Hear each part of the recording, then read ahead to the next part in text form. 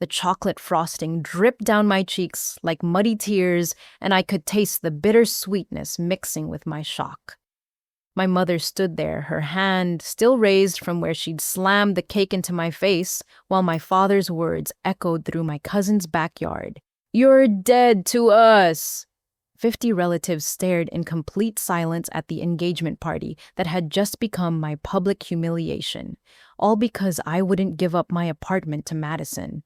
6 months before that horrible day, my life seemed perfectly normal. I was Sophie Martinez, 28 years old, working as a marketing coordinator in downtown Denver. Every morning, I'd wake up in my one-bedroom apartment and feel this surge of pride, not because it was fancy or large, but because every square foot represented years of sacrifice that nobody else seemed to remember.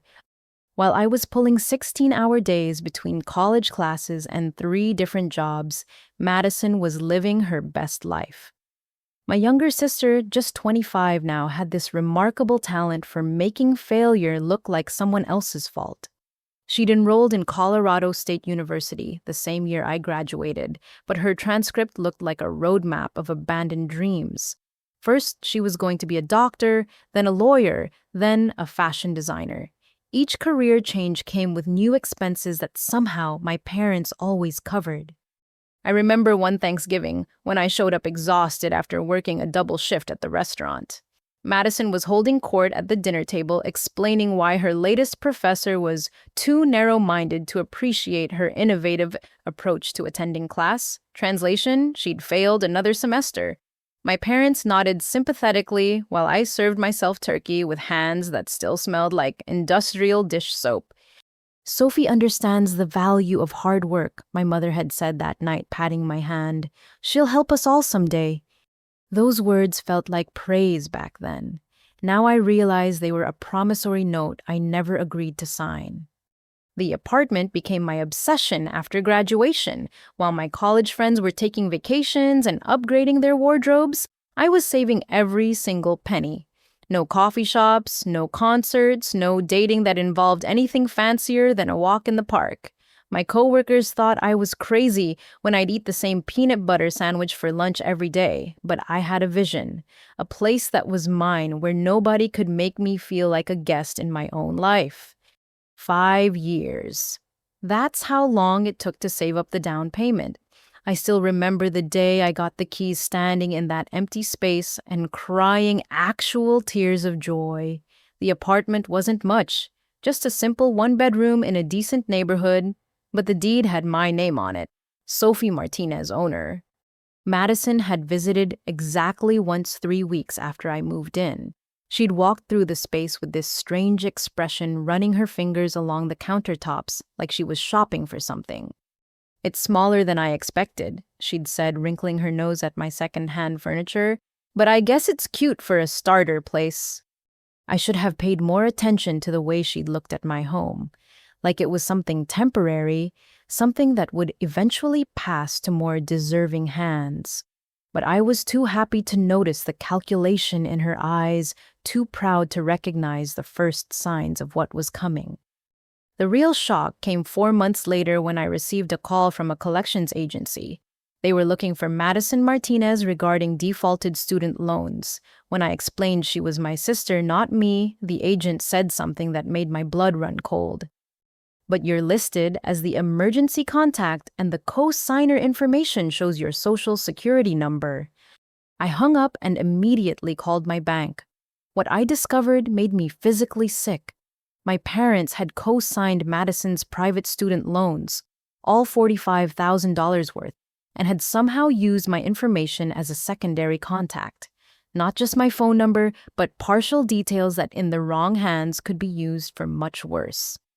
When I confronted my parents that evening, my mother's response was a masterclass in deflection. "Oh, honey, you know how these forms are. So confusing. We must have mixed up some numbers, but don't worry about it. Madison's gonna pay them back as soon as she finds her passion." My father just shrugged, already turning back to his television show. "Family helps family, Sophie. That's how we raised you." I wanted to scream that family doesn't commit fraud, that family doesn't use your identity without permission, that family respects boundaries.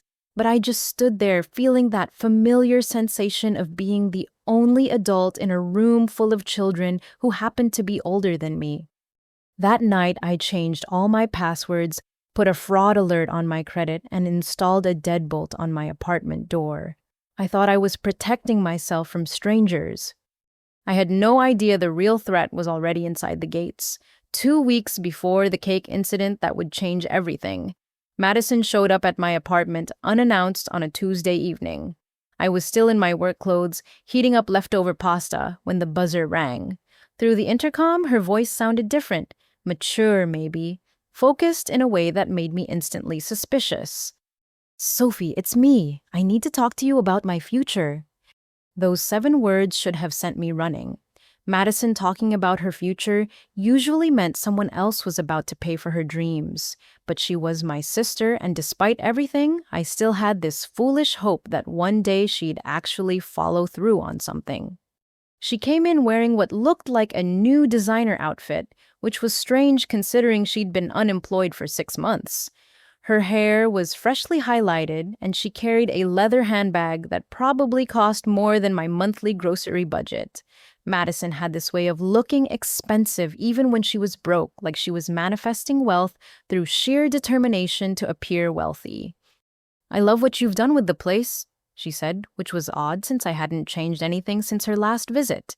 She wandered around my living room, picking up objects and setting them down in slightly different spots. "It feels so cozy, so perfect for one person." That last part hung in the air between us like a challenge. "Thanks," I said carefully, watching her examine my bookshelf like she was taking inventory. "So what's this about your future?" Madison turned to face me with the biggest smile I'd ever seen on her face. "I'm ready to be independent, like truly independent. I've been doing a lot of soul searching, and I realize that I need my own space to really flourish." I nodded slowly, waiting for the punchline. With Madison, there was always a punchline. "That's great," I offered. "Have you been looking at apartments? I could help you check out some places if you want." She laughed, this tinkling sound that reminded me of wind chimes before a storm. "Oh, Sophie, always so practical. That's what I love about you." She moved closer, taking my hands in hers. Her palms were soft manicured, mine were rough from years of work. "I don't need to look at apartments. I've already found the perfect place." My stomach dropped before my brain caught up. "Oh, this one." The words hung between us like a blade waiting to fall. I pulled my hands away, taking a step back. "I'm not understanding," I said, though I understood perfectly. Madison's smile never wavered. "I need this apartment, Sophie. You've had it for over a year now. You've proven you can be independent. Now it's my turn." "Madison, I own this apartment. I bought it with my own money." "I know that," she said, waving her hand dismissively. "And that's so impressive, really. But here's the thing. You could easily get another place. You have a job, good credit savings. I have none of those things. Yet." "Then maybe you should work on getting those things." Her face hardened just a fraction.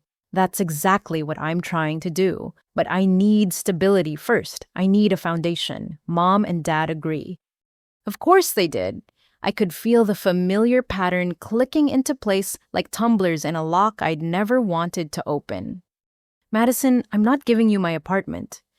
"I'm not asking you to give it to me," she said, brightening again. "Just transfer it to my name. I'll take over the payments, eventually." "With what money?" "That's the beautiful part." She clapped her hands together like a child. "Mom and Dad are going to help me get established. They've already started telling everyone about my big move. Aunt Carol sent a check for new curtains. Uncle Frank is giving me his old dining set." The room seemed to tilt. "They've been telling people you're moving into my apartment." "Well, not yours specifically, just that I'm finally getting my own place. But everyone's so excited for me, Sophie. You wouldn't want to disappoint the family, would you?" I sank onto my couch, trying to process this new level of manipulation. "Madison, You can't just decide you want someone else's home. She sat beside me, her voice dropping to a confidential whisper. Sophie, be honest. Don't you think you owe this to the family after everything Mom and Dad have done for you? Like what? Like raising you, feeding you, supporting your dreams. That's called parenting, Madison. That's literally the minimum. She sighed dramatically. You've always been so rigid about things, so black and white. Life is more nuanced than that. Property ownership isn't nuanced. It's actually extremely black and white. Madison stood abruptly, smoothing down her expensive dress.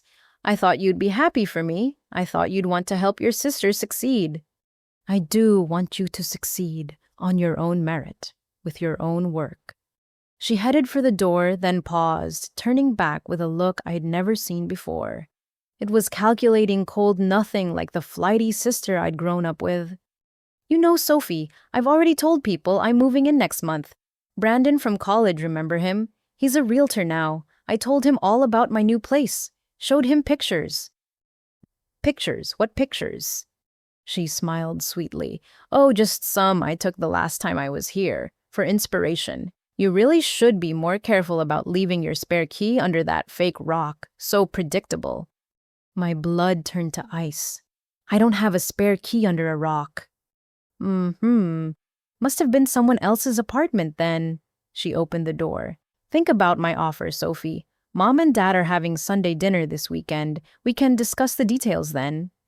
After she left, I tore apart my entryway, looking for this mysterious key. I found nothing, but the seed of paranoia was planted. I called a locksmith that night, changed every lock, and installed a security system the next day. The technician must have thought I was crazy the way I insisted on cameras covering every angle. But I wasn't crazy. I was just finally seeing my family for what they really were. The manipulation had layers I was only beginning to uncover. That Wednesday, I got a call from my Aunt Patricia, my mother's sister, who lived in Colorado Springs. She was practically bubbling with excitement. Sophie, I heard the wonderful news about you helping Madison get on her feet. Your mother told me all about it at book club. So generous of you to let her take over your apartment while you move somewhere bigger. Aunt Patricia, I'm not moving anywhere. Silence. Then, but your mother said you'd already found a 2-bedroom closer to work. She said Madison's move-in date is next month. None of that is true. More silence. Oh, well, this is awkward. After I hung up, I called 4 more relatives. Each had heard a slightly different version of the story, but they all ended the same way. Sophie was graciously stepping aside so Madison could finally bloom. The family telephone tree had been activated, and I was apparently the last to know about my own life decision. That evening, my parents called, a conference call which meant they'd rehearse their approach. Sophie, sweetheart, my mother began in her syrupy voice. Madison tells us you're being difficult about the apartment situation. There is no situation. I own my home. I'm staying in it. My father cleared his throat. Now, Sophie, let's not be selfish. You've had your time to shine. Madison needs this opportunity. Then she can work for it like I did. But that's just it, my mother jumped in. Not everyone is like you, Sophie. Not everyone can work 3 jobs and live like a monk. Madison has different gifts. Like what? She's sensitive, creative. She needs the right environment to flourish. And that environment is my apartment. It's just property, Sophie. Family is more important than property. I laughed, actually laughed. If it's just property, why doesn't Madison get her own? You're being deliberately obtuse, my father said. We've already told people she's moving. The family has contributed money for her fresh start. Do you want us to look like liars? You are liars. You told them something that wasn't true. My mother gasped like I'd slapped her. How dare you call us liars after everything we've done for you? Name one thing you've done for me that you didn't do 10 times over for Madison. Silence. Then my father, we're very disappointed in you, Sophie. We'll discuss this on Sunday, and you will be there. They hung up before I could respond. That night, I sat in my apartment, and tried to understand how giving someone everything could make them want even more. Madison had been handed opportunities I'd had to claw for, given chances I'd had to create, offered support I'd had to provide for myself, and somehow that still wasn't enough. The security camera I'd installed caught something interesting at 3 in the morning. A figure in a hoodie approaching my door, trying a key that didn't work, then leaving quickly. The hood obscured their face, but I recognized the designer handbag swinging at their side. My sister wasn't done with me yet. The psychological warfare began the Monday after I'd refused Madison's offer. I was sitting at my desk at Morrison Marketing finalizing a campaign presentation when our receptionist knocked on my cubicle wall. Sophie, there are some people here to see you. They say they're your parents." My stomach dropped. My parents had never visited my workplace in the 3 years I'd been there. I found them in the lobby, my mother dabbing at her eyes with a tissue while my father stood rigid beside her. "We need to talk to you," my mother announced loudly enough for everyone to hear, "about your mental state." "My mental state is fine, but this is my workplace. You need to leave." "She's getting aggressive," my mother told the receptionist, just like the doctor said she might. "What doctor?" I hissed, trying to keep my voice down as coworkers started prairie dogging over their cubicles. My father pulled out his phone, pretending to read from it. "The therapist we consulted about your hoarding tendencies and inability to share." I saw my manager, Teresa, approaching with a concerned expression. This was spiraling fast. "Mr. and Mrs. Martinez," I said formally, "I'm going to have to ask you to leave. If you have concerns, we can discuss them after business hours."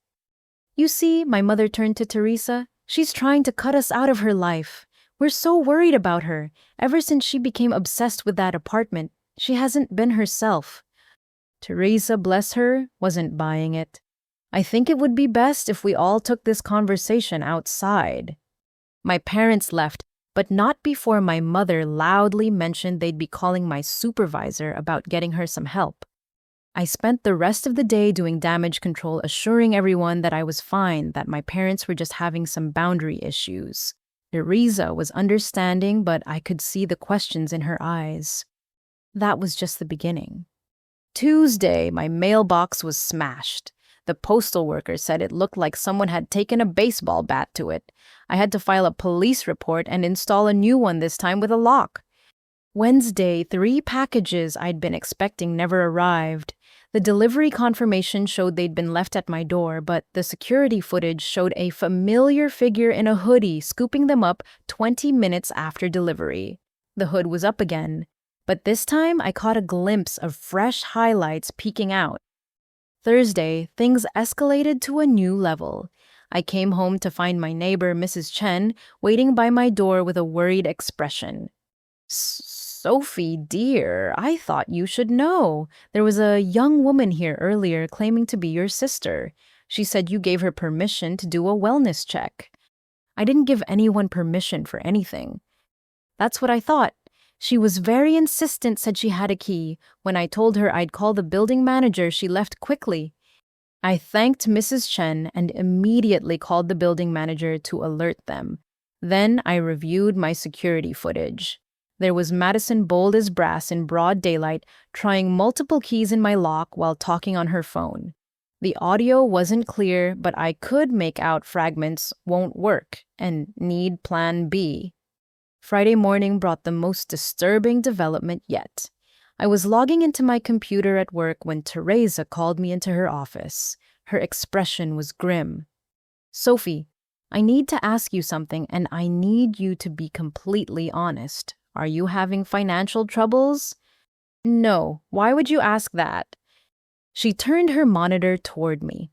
On the screen was an email from someone claiming to be a concerned family friend. It detailed my supposed gambling addiction, mounting debts, and desperate need for money that was affecting my work performance. "This is insane," I breathed. "None of this is true." I didn't think so, but I had to ask. "Sophie, what's really going on?" I broke down and told her everything. The apartment, Madison's demands, my parents' campaign. She listened without interrupting, her expression growing more concerned with each detail. "Have you considered a restraining order?" she asked when I finished. "Against my own family." "Family doesn't do this, Sophie." She was right, but I wasn't ready to accept that yet. I thought I could handle it on my own. I thought they'd eventually tire themselves out and move on to some other scheme. I was wrong. Saturday afternoon, while I was grocery shopping, my phone exploded with texts from unknown numbers. Dozens of them, all responding to a Craigslist ad for free stuff moving out. Everything must go today with my address and apartment number. The ad included photos, recent photos from inside my apartment that I hadn't taken. I raced home to find a crowd of bargain hunters outside my building, some already arguing about who'd arrived first. It took 2 hours and help from building security to disperse them all. I had to show my lease agreement to prove I wasn't moving. The security footage from earlier that week finally proved useful. I could see Madison had been inside my apartment while I was at work.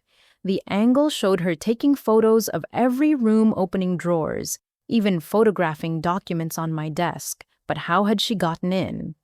I hired a locksmith to do a security evaluation. He found tiny scratches on the lock consistent with lock-picking tools.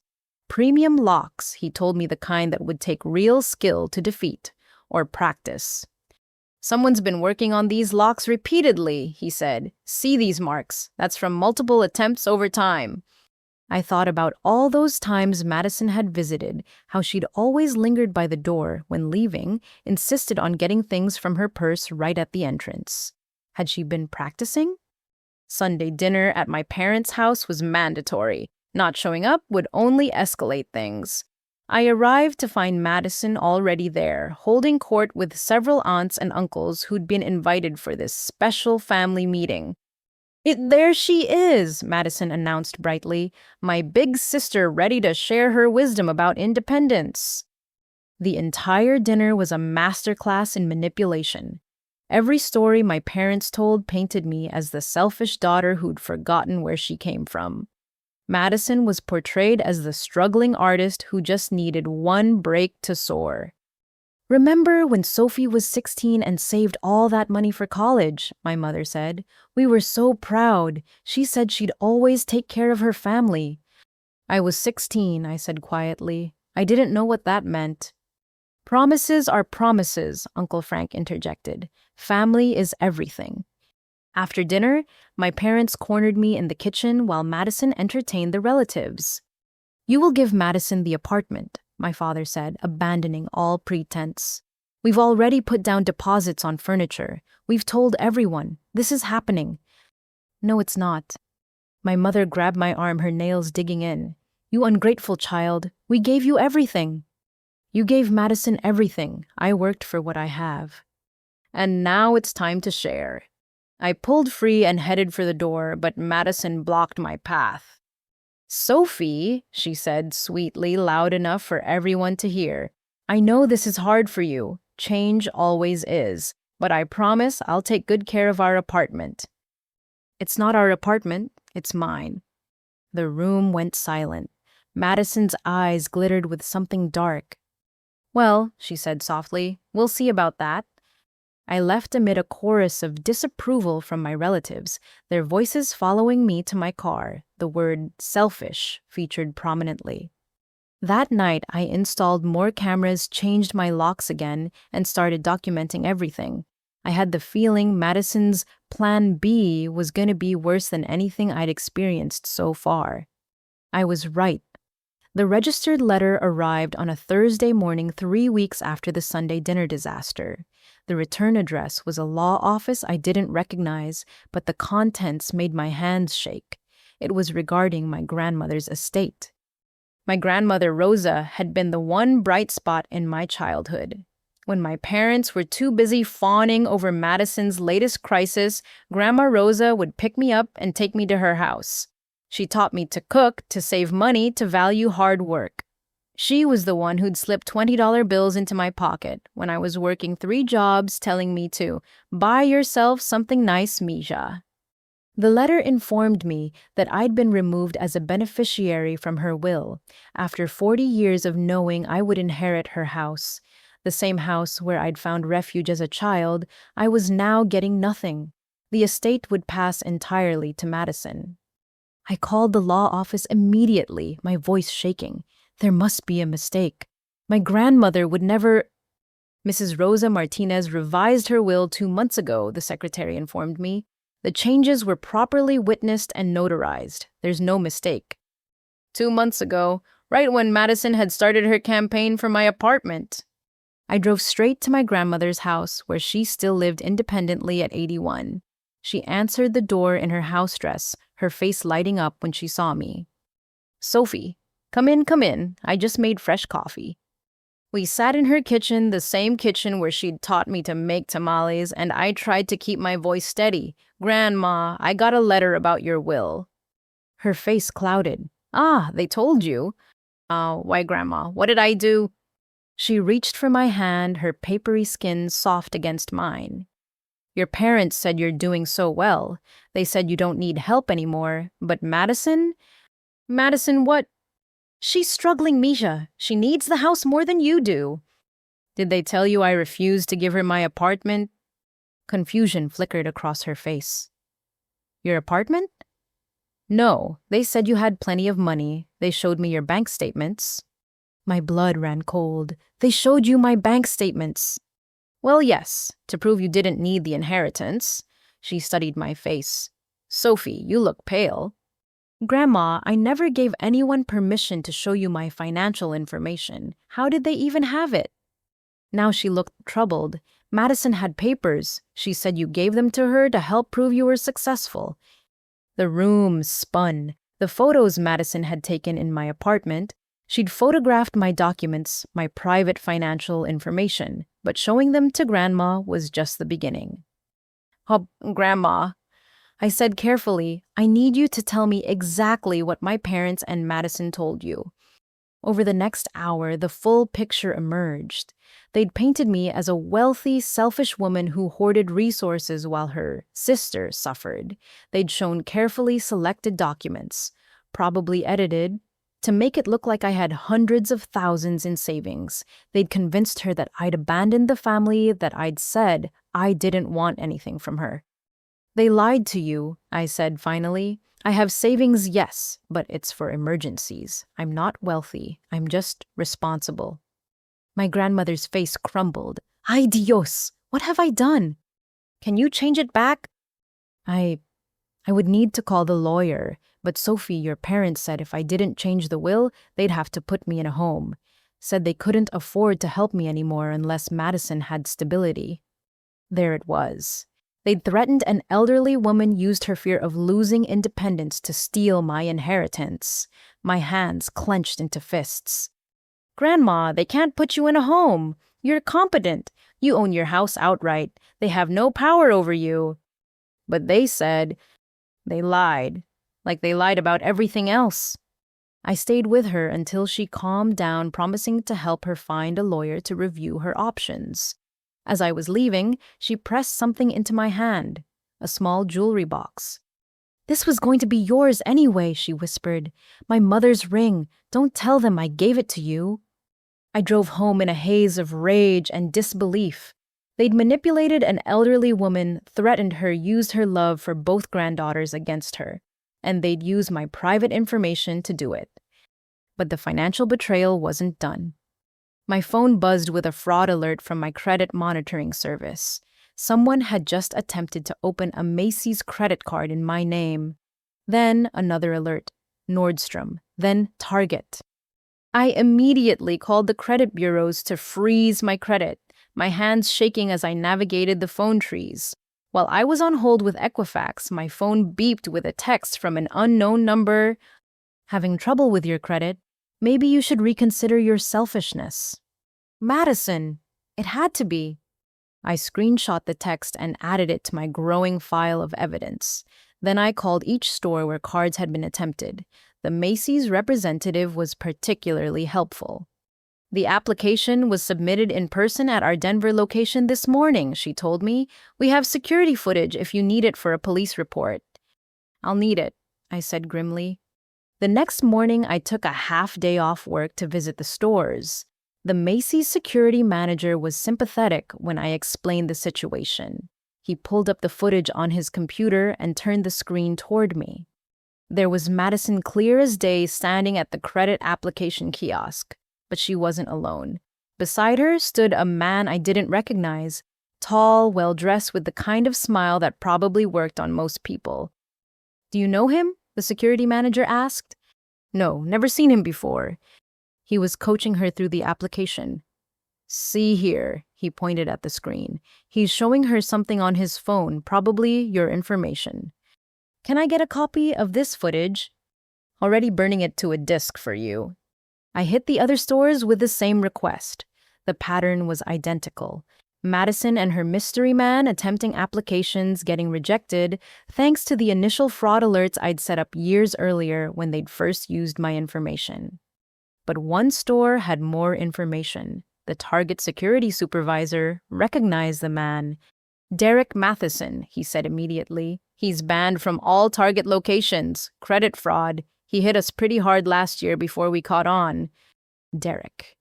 Madison's new boyfriend, the one my parents had mentioned in passing. The lawyer who was supposedly going to help with the apartment transfer. Only he wasn't a lawyer. He was a professional con artist, and my sister was his latest partner. I filed a police report that afternoon, providing all the evidence. The detective, a middle-aged woman named Patricia Chen, reviewed everything with growing concern. "Oh, this is organized identity theft," she said. "Your sister and this Derek character aren't just trying to scare you. They're trying to destroy your credit to force you into financial hardship. Can you arrest them?" "We'll investigate, but I need to warn you, family cases like this tend to escalate. Do you have somewhere safe you can stay?" "It's my apartment. I'm not leaving." She nodded slowly. "Then, upgrade your security and document everything. Every text, every encounter, every strange incident. Build your case like your life depends on it." "My life doesn't depend on it, just my sanity." Detective Chen looked at me with something like pity. In cases like this, those often become the same thing. I drove home feeling the weight of her words. As I pulled into my building's garage, I noticed a familiar car in the visitor section. My parents' sedan. They were waiting by the elevator, my father holding a folder. "Sophie," he said without preamble, "we need to discuss your grandmother's will." "The will you manipulated her into changing by threatening her." My mother gasped. "How dare you? We were protecting her interests." "You were stealing my inheritance." My father held up the folder. "This is a legal document giving Madison co-ownership of your apartment in exchange for her agreement not to contest Grandma Rose's will. Sign it and this all goes away." I laughed. Actually laughed. "You want me to sign over half my apartment to stop her from contesting a will she manipulated? Are you insane?" "You're the one being unreasonable," my mother snapped. "Madison just wants her fair share." Of what? Of things I worked for? Of an inheritance from a grandmother who actually loved me? "She loves Madison too." "Which is why you had to threaten to put her in a home to get her to change the will." They exchanged glances. My father's jaw tightened. "You've been talking to her," he said. "She's my grandmother. Of course I talked to her." "You're poisoning her against us." "No, you did that all by yourselves." I pushed past them to the elevator, but my mother grabbed my arm again. Her nails, always perfectly manicured, dug into my skin. "You will sign this," she hissed, "or we'll make your life hell." I looked her in the eye, this woman who'd given birth to me, but never really seen me. "You're too late. You already have." I pulled free and stepped into the elevator. As the doors closed, I heard my father's voice, cold and flat. "You have no idea what Madison's capable of when she's desperate." The words followed me up to my apartment, where I triple-checked every lock and reviewed my security footage. Everything looked normal until I checked the camera facing my balcony. Their timestamped from earlier that afternoon while I was at the police station was Derek. He was on my balcony trying to jimmy the sliding door with what looked like professional tools. He worked for about 10 minutes before giving up and climbing back down to the adjacent balcony. I lived on the 4th floor. These people weren't just desperate, they were dangerous. I called Detective Chen immediately and sent her the footage. Her response was swift. "Pack a bag! Stay with a friend tonight. We're escalating this case." But I was done running from my own family. I was done being the victim in their twisted game. If they wanted a fight, they were about to get one. Monday morning started like any other day at Morrison Marketing, except for the email waiting in my inbox. It was from HR marked Urgent Mandatory Meeting at 9 a.m. My stomach twisted as I read the brief message. Performance review meetings were scheduled months in advance. This was something else. At 9 sharp, I walked into the conference room to find not just HR, but also my manager, Teresa, and Tom Morrison himself, the company founder. My hands went cold. "Sophie, please sit," the HR director, Janet, said carefully. "We've received some concerning complaints about your behavior." Complaints. Janet slid a folder across the table. Inside were 3 printed emails, all from anonymous concerned coworkers, detailing my supposed aggressive behavior, time theft, and most shocking of all, inappropriate conduct with clients. "This is insane," I breathed, reading through the fabricated incidents. "None of this happened. I've never even met this client they're mentioning." Tom Morrison leaned forward. "Sophie, I've known you for 3 years. This doesn't sound like you, but we have to investigate any complaints, you understand." "Of course, but can you trace where these emails came from?" "It is looking into it," Janet said. "In the meantime, we need to discuss your upcoming promotion." My heart sank. I'd worked 2 years for that senior marketing manager position. The announcement was supposed to come this week. "We're putting it on hold," Teresa said quietly, looking genuinely upset. "Just until this is resolved." I nodded, keeping my face neutral while my insides churned. "I understand. How can I help with the investigation?" "Just keep doing your job," Tom said. "We'll get to the bottom of this." I returned to my desk, feeling like I was walking through a quicksand. My coworker Rachel immediately wheeled her chair over. "Girl, what's happening? I saw the executive parade in the conference room." I hesitated, then decided I needed allies. Someone's trying to sabotage me. Anonymous complaints that are completely fabricated. Rachel's eyes widened. "That's why Janet was asking me about your client interactions last Friday. Sophie, I told her you're the most professional person here." "She questioned you about me." "A few of us. We all said the same thing, that you're incredible at your job." She lowered her voice. "Do you know who's behind it?" Before I could answer, our receptionist appeared at my cubicle. "Sophie, there are some people in the lobby. They say it's a family emergency." My blood pressure spiked. Not again. In the lobby, my parents stood with Madison, and the man I now knew was Derek. But this time, they'd brought props. My mother was clutching what looked like medical papers, tears streaming down her face. "We're so sorry to bother you at work," she announced loudly as several employees passed through the lobby. "But the intervention specialist said it was crucial to address your problems before they escalate." "What intervention specialist?"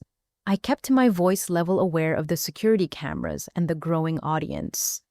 Derek stepped forward, all false concern and professional demeanor. "Ms. Martinez, I'm Dr. Derek Matthews, addiction specialist. Your family has asked me to help with your situation."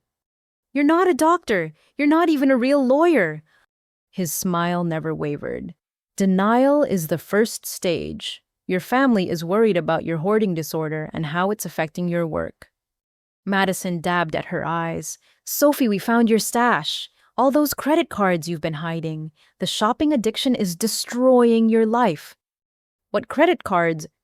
She pulled out a manila envelope and, before I could stop her, dumped its contents on the lobby floor. Dozens of credit card statements scattered across the polished marble. All with my name, all showing massive balances, all completely fake. The security guard stepped forward, but the damage was done. Everyone in the lobby was staring at the papers at me at my crying family. Someone was definitely taking phone photos. Tom Morrison appeared from the elevator, taking in the scene with sharp eyes. "What's going on here?" "Mr. Morrison." My mother rushed to him. "We're so sorry. We know Sophie is a good employee, but her mental health issues are spiraling. The hoarding, the secret debts, the aggression toward family members who tried to help." "Ma'am, I'm going to have to ask you all to leave," Tom said firmly. "This is a place of business." "Of course," Derek said smoothly. "We just wanted Sophie to know we're here for her. The offer for treatment stands." They left, but not before Madison made sure to scatter a few more fake statements near the reception desk. I spent the next 20 minutes on my hands and knees collecting papers while my coworkers pretended not to watch. Tom helped me gather the last few sheets. "Sophie, what's really going on?" I looked at him, this man who'd been nothing but fair to me, and told him everything. The apartment, the inheritance, the identity theft attempts. His expression grew darker with each detail. "This Derek person, he claimed to be a doctor. He's a con artist. I have the police report to prove it." Tom stood helping me to my feet. "Send me everything. The police reports, the security footage, all of it. Nobody threatens my employees." The rest of the day was a blur of damage control. Rachel and a few other coworkers made a point of eating lunch with me, showing solidarity. But I could feel the whispers, see the sidelong glances. The seed of doubt had been planted. Tuesday brought a new horror. I arrived to find my desk computer locked with an IT security notice. James from IT was waiting for me, looking uncomfortable. "Sophie, I need to check your computer. We've had reports of inappropriate material being accessed from your workstation." "What kind of inappropriate material?" He reddened. "Adult content during work hours." I laughed, actually laughed. "James, check the access logs. Check the security footage. I barely have time to eat lunch at my desk, let alone whatever this is." He spent an hour going through my computer while I worked from a laptop in the conference room. When he returned, his expression was grim. "Someone's been accessing your computer remotely, professional level stuff. They routed through multiple VPNs, but they made one mistake. They accessed it while you were logged in the security system as being in the bathroom. Can you trace it?" "I'm trying. But Sophie, this is sophisticated. Whoever's doing this knows their way around computer systems." "Derek, it had to be his handiwork." Wednesday, the sabotage reached new heights. Our biggest client, Meridian Tech, called to complain about a series of unhinged emails supposedly sent from my account at 2 in the morning, full of profanity and threats. Teresa called me into her office, her face grave. "Sophie, I know this wasn't you. The IT investigation proved someone's been accessing your accounts, but Meridian is threatening to pull their contract." "Let me talk to them. I'll explain." "That's just it. They specifically said they don't want any contact from you. Ever." She rubbed her temples. "I have to remove you from the account. I'm sorry." The Meridian account represented 40% of my workload and was the main reason I'd been up for promotion. Without it, I was just another mid-level coordinator. Thursday afternoon, I was in the break room when my phone buzzed with a text from an unknown number. It was a photo of me at my desk, taken from outside the building with a telephoto lens. The message read, "Still think you're safe at work." I immediately went to building security and showed them the photo. They pulled exterior footage and found him. Derek sitting in a car in the parking garage for hours, photographing everyone who came and went. "We can ban him from the property," the security chief said, "but he wasn't technically on it when he took these." "What about stalking laws?" "Talk to the police. This is beyond what we can handle." That evening, I worked late, partly to catch up on work and partly because I dreaded going home to whatever new violation awaited me. Around 7, I was alone in the office when I heard footsteps in the hallway. Madison appeared in my cubicle entrance, dressed like she was going to a business dinner. "Working late again? You really need better work-life balance." How did you get in here? She held up a visitor badge. I told security I was surprising my sister with dinner. They thought it was sweet. She sat on my desk, purposely knocking over my coffee mug. Dark liquid spread across my papers. Oops, clumsy me. What do you want, Madison? Just checking on my big sister. You look tired, stressed. This job seems like it's too much for you.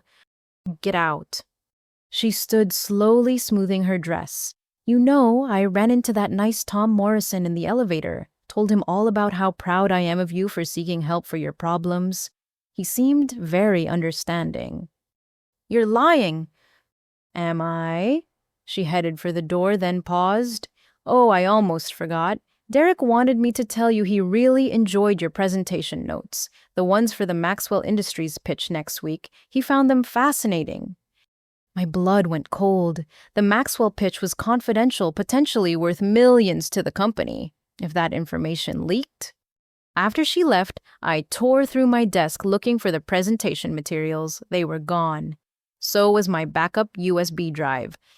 I called Teresa immediately. We have a problem, a big one. Friday morning emergency meetings dominated the day. The Maxwell Industries presentation had indeed been leaked to their biggest competitor. Maxwell was furious, threatening legal action.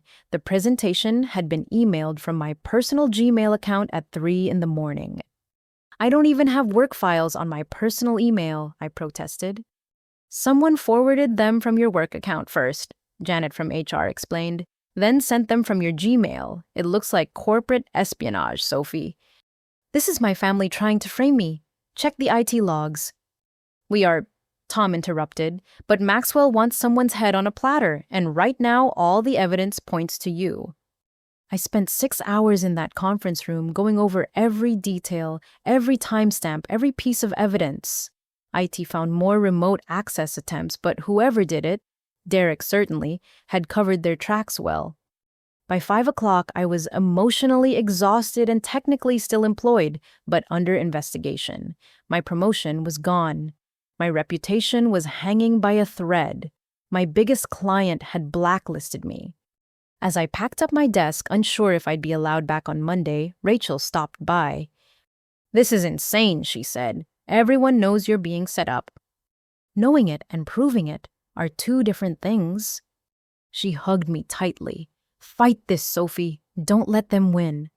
I drove home in a daze, my career in shambles, my family celebrating their destruction somewhere.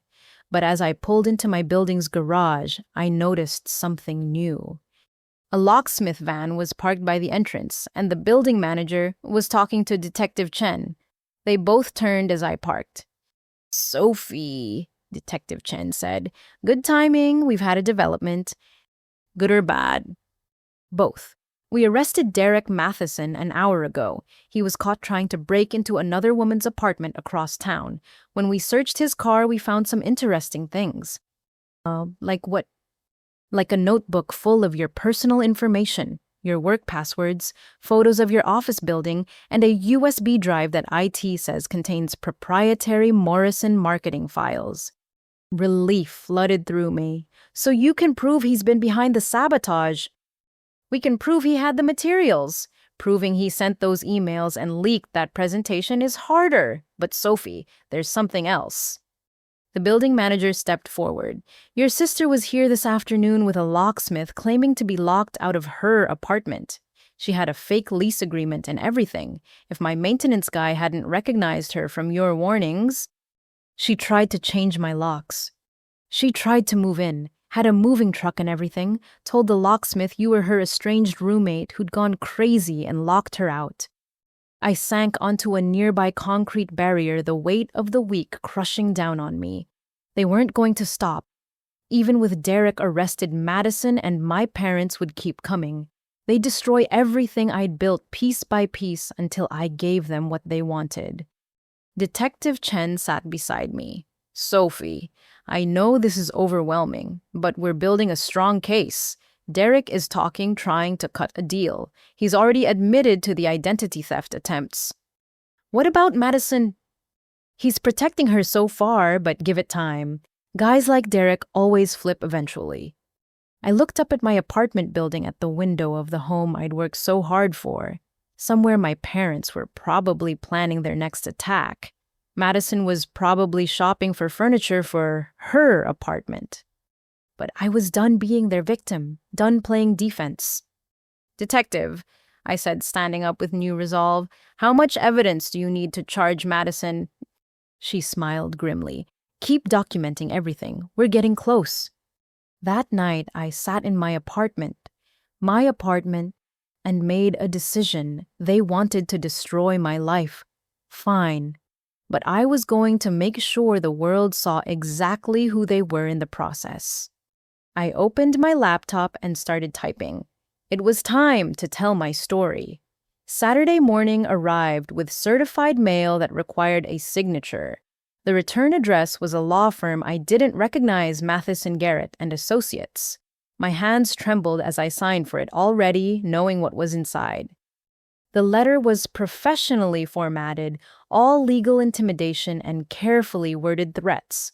I was being formally evicted from my own apartment based on a breach of verbal contract with my parents regarding the property. According to the document, my parents claimed they had invested substantially in the property with the clear understanding that it would be transferred to Madison upon request. The $500 they'd given me for my birthday 3 years ago, which I'd put toward closing costs, was now being characterized as a partial ownership investment. I actually laughed at the absurdity. Then I read the signature at the bottom, Derek Matheson, attorney at law. I immediately called Detective Chen. I thought Derek was arrested. He was, made bail yesterday. Sophie, is he claiming to be a lawyer again? He's signing legal documents as an attorney. His name is on a law firm letterhead. Send me everything. This is a violation of his bail conditions and practicing law without a license. We can have him back in custody by Monday. Monday, what about the weekend? Lock your doors. Document everything. Call 911 if anyone shows up. I spent Saturday researching Matheson Garrett and Associates. The website looked professional at first glance, but digging deeper revealed stock photos, fake attorney profiles, and an address that led to a UPS store. The whole firm was a facade. Sunday morning, my parents appeared at my door with Madison and Derek in tow. I watched them through the peephole but didn't answer. They had a key, or thought they did. I heard metal scraping against metal as they tried lock after lock. "It's not working," Madison whined. "You must have copied it wrong," Derek muttered. Sophie." My mother banged on the door. "Open up. We have legal documents to serve you." I remained silent, recording everything on my phone through the peephole. My father joined in. "Sophie Martinez, you are being legally evicted from this property. You have 48 hours to vacate." That's not how eviction works. I called through the door, unable to resist. Even if you own this place, which you don't, you'd need a court order. A real one. "We have documentation," my mother shrieked. From a fake lawyer and a fake law firm. Silence. Then Derek's smooth voice. "Ms. Martinez, I'd be careful about making defamatory statements. I'm recording this interaction." "Good. So am I, and I'm sure you'll enjoy explaining to the police why you're practicing law without a license while out on bail." I heard Madison hiss something urgently, and then footsteps retreating down the hallway, but I knew they weren't done. Monday morning brought chaos. I arrived at work to find a process server waiting in the lobby. This time, the papers looked more official, filed with an actual court, though clearly done without an attorney. My parents were suing me for unjust enrichment, claiming I'd manipulated them into funding my apartment purchase without intending to share the asset with the family. The lawsuit was a masterwork of fiction. According to their filing, they'd given me tens of thousands of dollars over the years with the explicit understanding that any property I purchased would be family property. They claimed emotional distress, financial hardship, and elderly abuse, despite both being in their 50s and financially comfortable. Tom Morrison watched from near the elevators as I was served. After the process server left, he approached. "Sophie, this is becoming disruptive to our workplace." I know, I'm sorry. I'm handling it. Are you? Because from where I'm standing, it looks like your family drama is spiraling out of control. His expression softened slightly. Take the day. Hell, take the week. Sort this out. But Sophie, if this continues to affect the office, he didn't need to finish. I nodded, gathered my things, and left. I drove straight to the courthouse to file a response to the lawsuit. The clerk who helped me seemed sympathetic when I explained the situation. This self-representing, she asked. For now, lawyers are expensive. Well, here's the good news. Their filing is a mess. No proper legal citations, no evidence attached, claims that don't even make sense under state law. Any first-year law student could get this dismissed. But I'm not a law student. She leaned in conspiratorially. The law library is on the 3rd floor. The librarians are very helpful. Just saying. I spent the rest of Monday in that library, learning about property law contracts and elder abuse statutes. By evening, I had a basic response drafted. It wasn't pretty, but it systematically dismantled every claim my parents had made. Tuesday, Derek escalated. A new letter arrived, this time threatening criminal charges for theft by deception regarding the inheritance from my grandmother. According to Derek's creative interpretation of the law, convincing my grandmother that I was a responsible granddaughter constituted fraud. This time, I didn't just call Detective Chen. I drove to the police station with boxes of evidence. This is witness intimidation, I told her, spreading out the letters. He's trying to scare me into dropping the charges against him and Madison. She examined the documents, her frown deepening. You're right, and he's still claiming to be a lawyer. That's multiple violations. She made a call, then looked up. There's a warrant being issued now. Derek Matheson is going back to jail, and this time bail will be much higher. What about Madison? We're building the case. Her fingerprints were on some of the fraudulent credit applications. But Sophie, you should know. Your parents are likely going to get more desperate once Derek is locked up. She was right. Wednesday brought a new level of harassment. My parents filed complaints with Adult Protective Services claiming I was financially abusing my grandmother. They reported me to the IRS for tax fraud. They even called animal control, claiming I was hoarding animals in my apartment. Each agency had to investigate, which meant visits to my apartment, calls to my employer, disruptions to my life. The animal control officer seemed particularly annoyed when he found my perfectly clean, pet-free apartment. Ma'am, I have to ask, why would someone report you for having 30 cats when you clearly have none? Because they want to make my life miserable until I give them my apartment. He shook his head. That's a new one. Filing false reports is a crime, you know. I know, I'm documenting everything. By Thursday, the legal threats had multiplied. Derek, through a new colleague at his fake firm, sent a cease and desist letter demanding I stop harassing Madison by refusing to communicate with her. The logic was so circular it made my head spin. I was harassing her by not responding to her harassment. Then came the letter that actually concerned me. It was from a real law firm, one I recognized as handling estate law. My parents were contesting my grandmother's original will, claiming undue influence and diminished capacity. If they succeeded, even the small personal items she'd left me would be stripped away. I called my grandmother immediately. Abuela, they're saying you weren't competent when you made your first will. Those devils! She rarely raised her voice, but she was shouting now. I was sharper 20 years ago than they are now, Sophie. I'm calling my lawyer, the real one. This ends now. Friday afternoon, I was meeting with a legal aid attorney when my phone exploded with texts. Madison had gone nuclear on social media, posting a sob story about her cruel sister who was keeping her homeless out of spite. She'd tagged every relative, every family friend, everyone who might possibly take her side. The posts included photos, selectively edited screenshots of text messages, photos of her looking sad outside my apartment building, even a video of her crying about how she just wanted a stable home. The comments were brutal.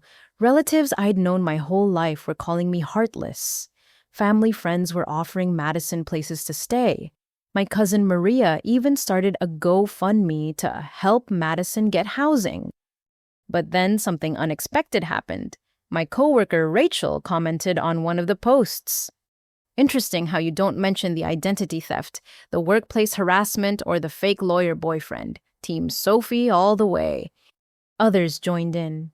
The security guard from my building posted about the multiple break-in attempts. My neighbor, Mrs. Chen, wrote a lengthy comment about witnessing Madison trying to illegally enter my apartment.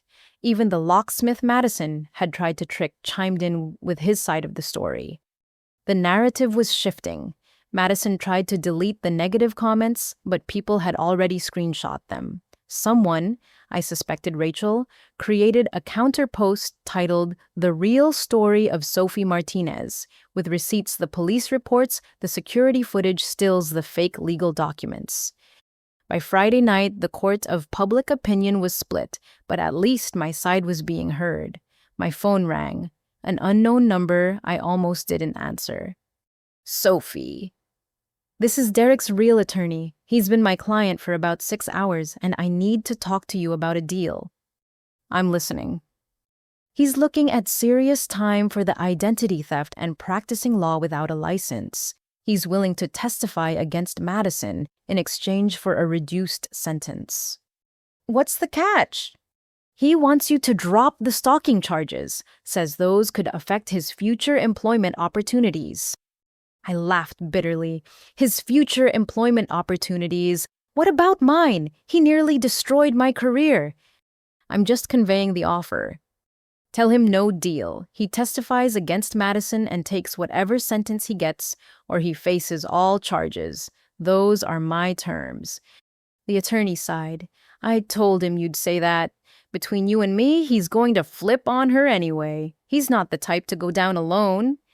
After hanging up, I sat in my apartment surrounded by legal papers, police reports, and evidence files. 6 weeks ago, my biggest concern was making my car payment on time. Now I was fighting a war on multiple fronts just to keep what was already mine. But something had shifted. I wasn't just defending anymore. With Derek about to turn state's evidence and public opinion shifting, I was finally gaining ground. My parents had awakened something they didn't expect. Not just my fighting spirit, but a community of support I hadn't known existed. Every false report they filed created another witness to their harassment. Every legal threat they made added to the evidence against them. I picked up my phone and scrolled through the supportive messages from coworkers, neighbors, even strangers who'd heard my story. Then I opened my laptop and began composing an email to Tom Morrison.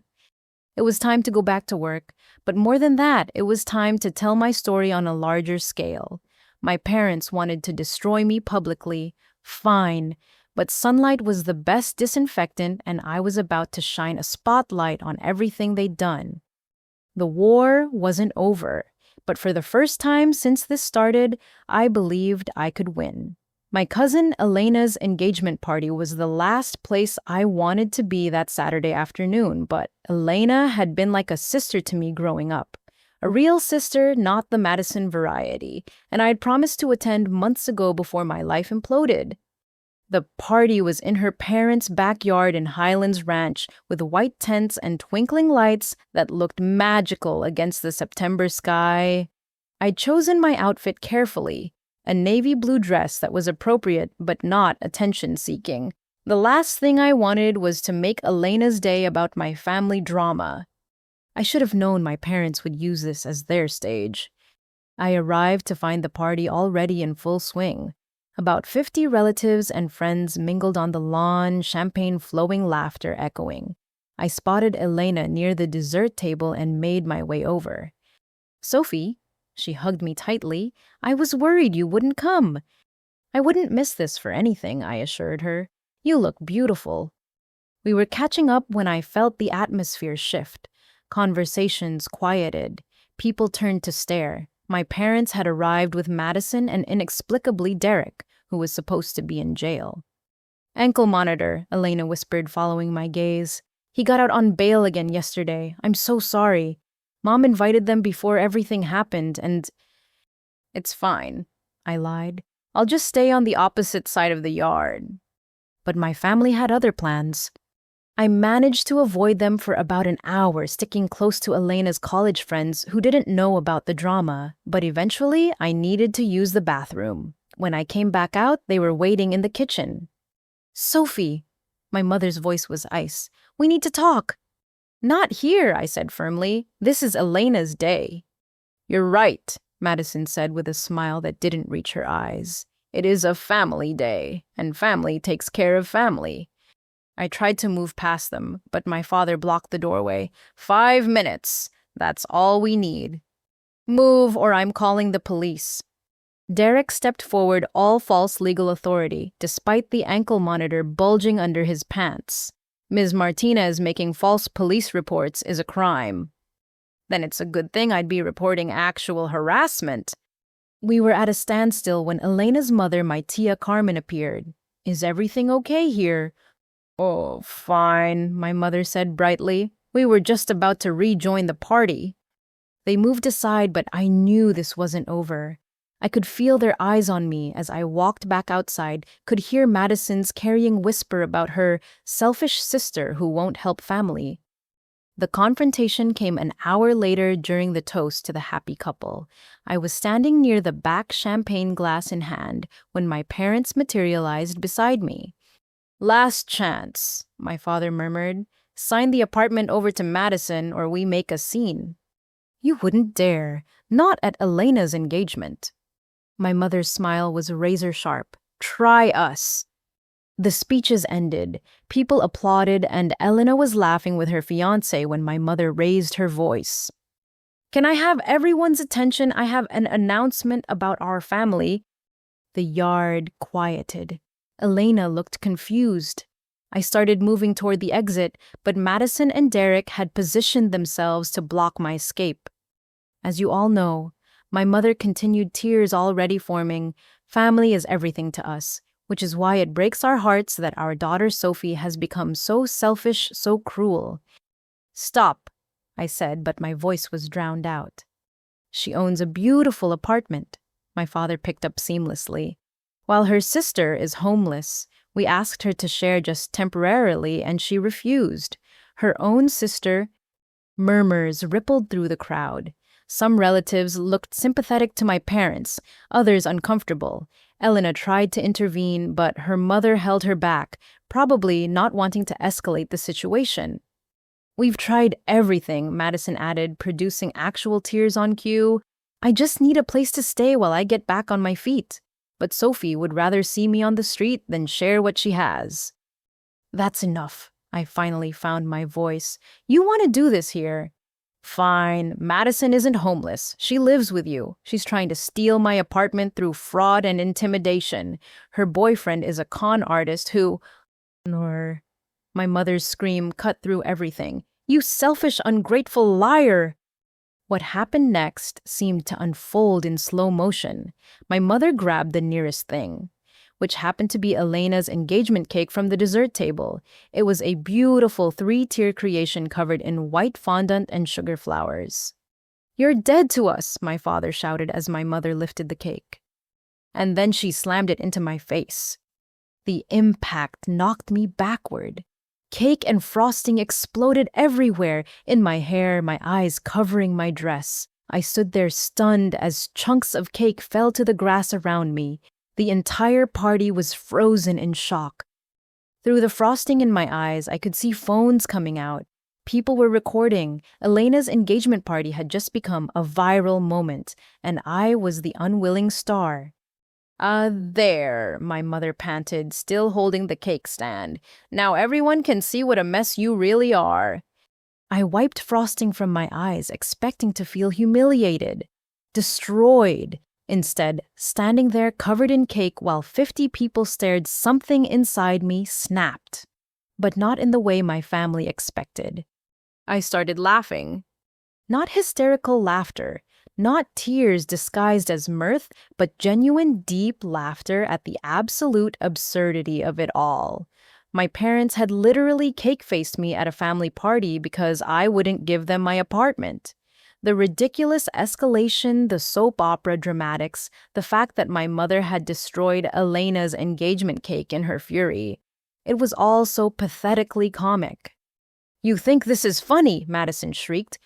"Honestly, yeah." I wiped more frosting away, still chuckling.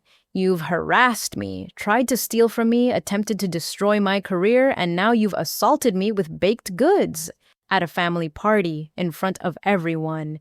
Do you have any idea how insane you look right now?" "We're not insane," my father bellowed. "We're parents trying to help our children." "No," I said, my laughter fading, but my voice steady. "You're criminals, and everyone here just witnessed assault." I turned to the crowd, some still recording. "For anyone who doesn't know the full story, my family has been trying to force me to give up my apartment to my sister. They've committed identity theft fraud and harassment. There are active police cases, and now you've all witnessed them assault me because I said no." "She's lying," Madison protested, but people were already murmuring, comparing notes about things they'd seen and heard. Elena's fiancé, God bless him, stepped forward. "I've been recording for our wedding videographer. Got the whole thing in HD. Would you like me to send it to the police? Sophie Gurney." "That would be great, thanks."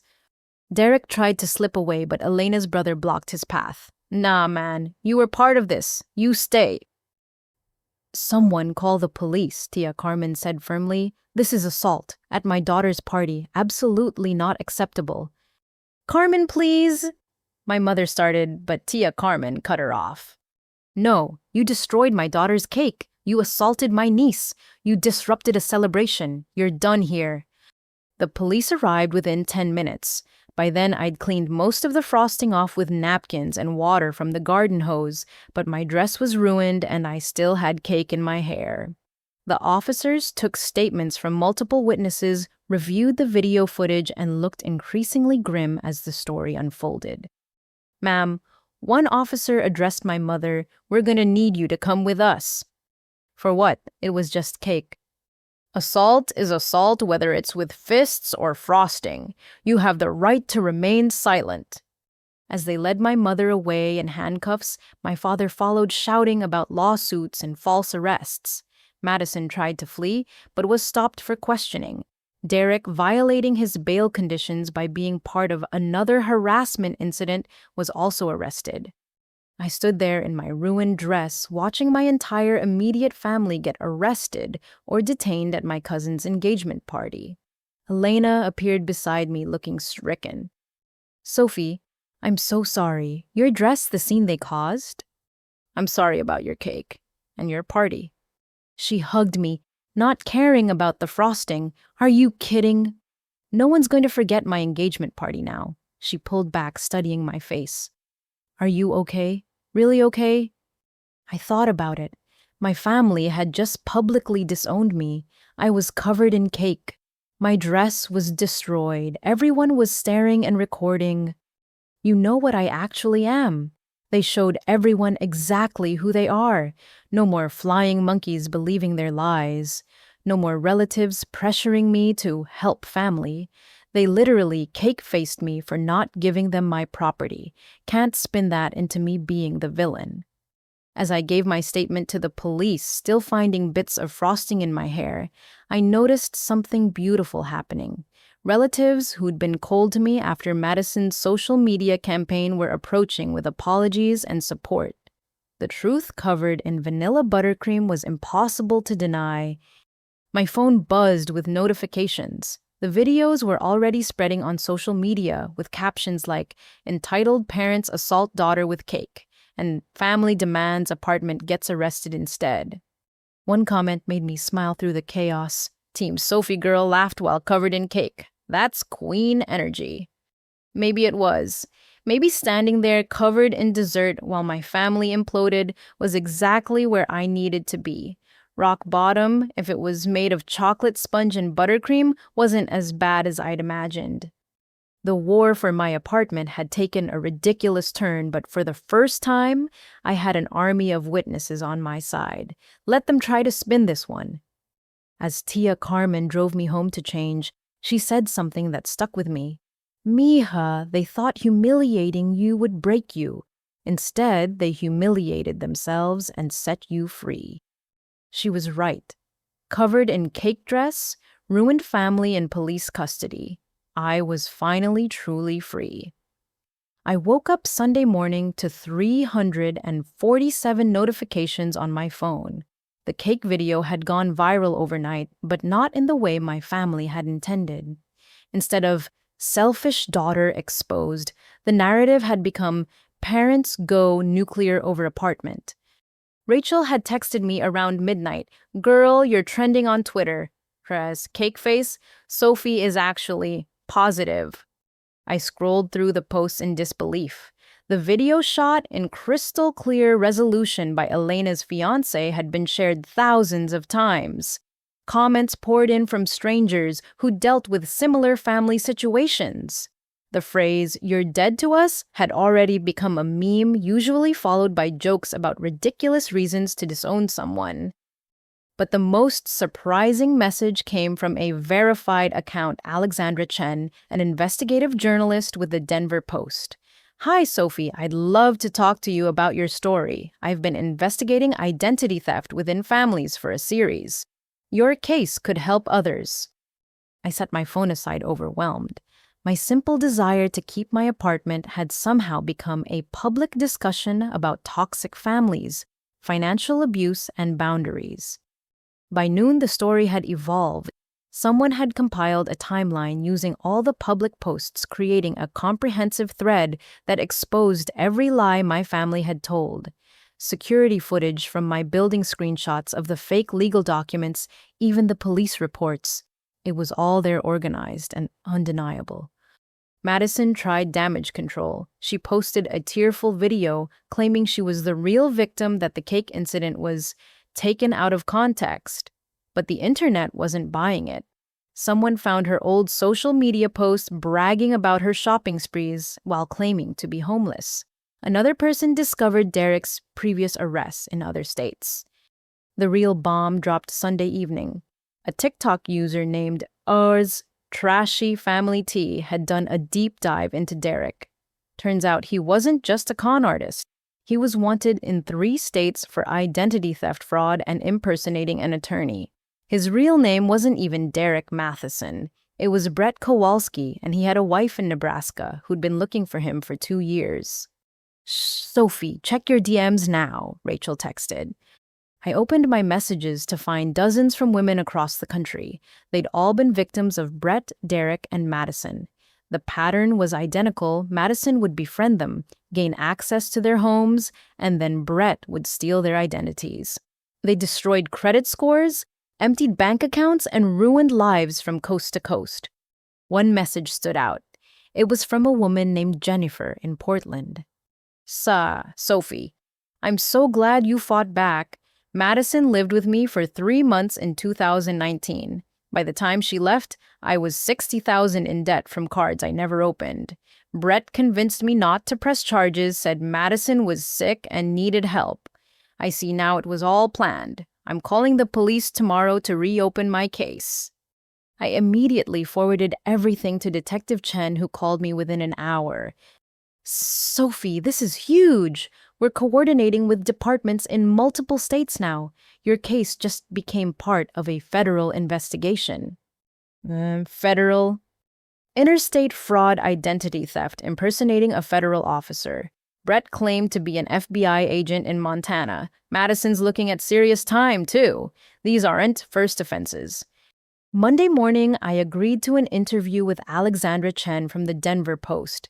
We met at a coffee shop downtown, away from the chaos. She was younger than I expected, with sharp eyes that missed nothing.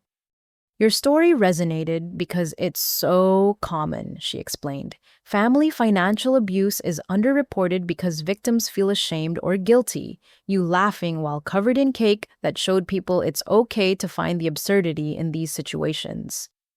I wasn't trying to make a statement. I just snapped. But in a good way, she smiled. The best statements are unplanned. Now tell me everything from the beginning. I spent 2 hours detailing the escalation, showing her documentation, explaining how my simple no had led to a interstate fraud investigation. She took careful notes, occasionally asking for clarification. The fake lawyer bit is especially interesting, she said. We've seen an uptick in people impersonating attorneys to intimidate victims. Your case could help change legislation around that. I just wanted to keep my apartment. And you did, while exposing a major crime ring in the process. Tuesday brought more revelations. The FBI had arrested Brett Derrick on federal charges. During the arrest, they found boxes of documents, driver's licenses, social security cards, credit applications for dozens of victims. Madison was arrested as a co-conspirator. My phone rang. It was my grandmother.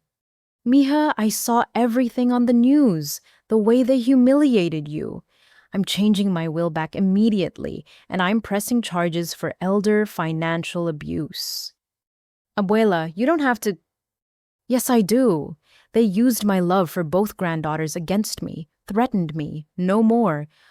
The public defender assigned to my parents called that afternoon. They wanted to make a deal. They're willing to drop all claims to your apartment and cease contact in exchange for you dropping the assault charges, he explained. No deal. They assaulted me in front of 50 witnesses. They've harassed me for months. They enabled a crime ring. I'm not dropping anything. They could face jail time. Good. He sighed. They want you to know they're sorry. They're sorry they got caught. Tell them I'll see them in court. Wednesday. Alexandra's first article dropped. The headline read, When No Means War, How One Woman's Refusal to Give Up Her Apartment Exposed an Interstate Fraud Ring. The article was thorough, compassionate, and damning. It detailed not just my story, but the patterns of family financial abuse, the manipulation tactics, and the resources available for victims. My phone crashed twice from the influx of messages. But the most meaningful response came from unexpected sources. My high school economics teacher reached out. Sophie, I remember you saving every penny for college. I'm proud you stood your ground. Former coworkers from my restaurant days messaged, We remember you working doubles every weekend. That apartment is yours. Even the locksmith Madison had tried to trick, sent a supportive note. Saw the article. Glad you're safe. Installing a new lock system. Friends and family discount. By Thursday, the story had gone international. The cake video, now subtitled in multiple languages, had become a symbol of standing up to entitled families. Cake Face Sophie trended in 12 countries. Someone in Japan even created an anime-style drawing of me, covered in frosting but standing strong. More importantly, the attention had given other victims courage to come forward. Detective Chen called with updates. Sophie, we've identified 43 victims across 7 states. Your case broke this wide open. The FBI is calling it Operation Frosting. I kid you not. Madison, facing federal charges, had flipped on Brett completely. According to Chen, she was claiming he'd manipulated her, that she was a victim too. But the evidence showed years of active participation in the schemes. Friday afternoon, I returned to work for the first time since the cake incident. Tom Morrison called me into his office immediately. Sophie, I owe you an apology. When I told you to handle your family situation, I had no idea the scope of what you were dealing with. It's okay. I didn't fully understand it myself.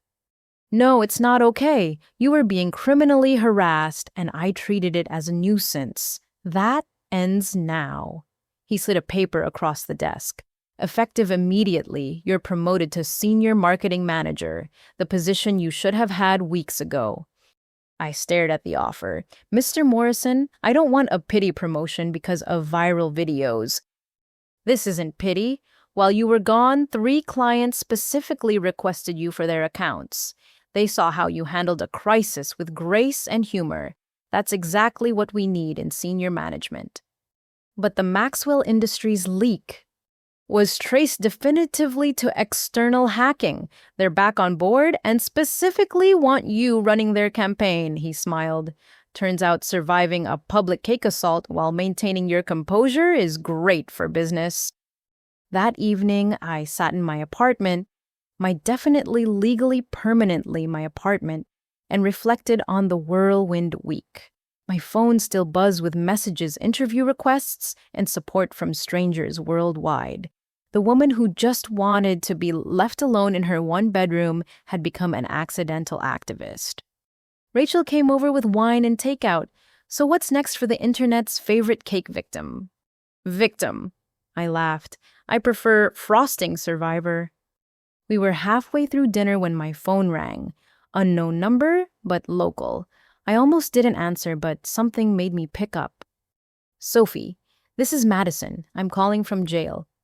My finger hovered over the end button. Please don't hang up.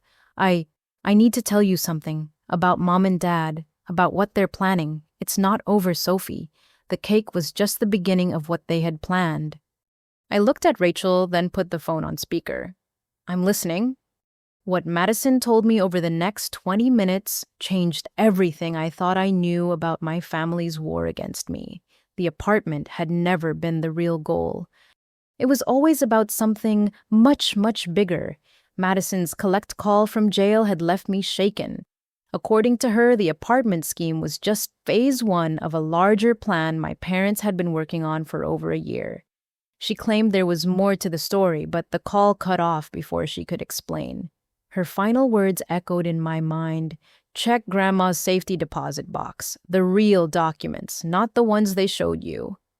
I didn't trust Madison, but something about her tone was different. Gone was the performative victim act. She sounded genuinely scared. Saturday morning, I met with Alexandra Chen again, this time with Detective Chen present. I'd started thinking of them as the Chen Squad. My investigative journalist and my detective both determined to uncover the truth. Madison's trying to cut a deal, Detective Chen explained. Her lawyer contacted the FBI yesterday. She's willing to testify about a broader conspiracy in exchange for reduced charges. What broader conspiracy? I asked. That's what we're trying to figure out. But Sophie, we need to talk about your grandmother's finances. Has she mentioned any other property or investments? I shook my head, then paused. Wait, she used to talk about rental properties her late husband owned, but she sold those years ago, right after Grandpa died.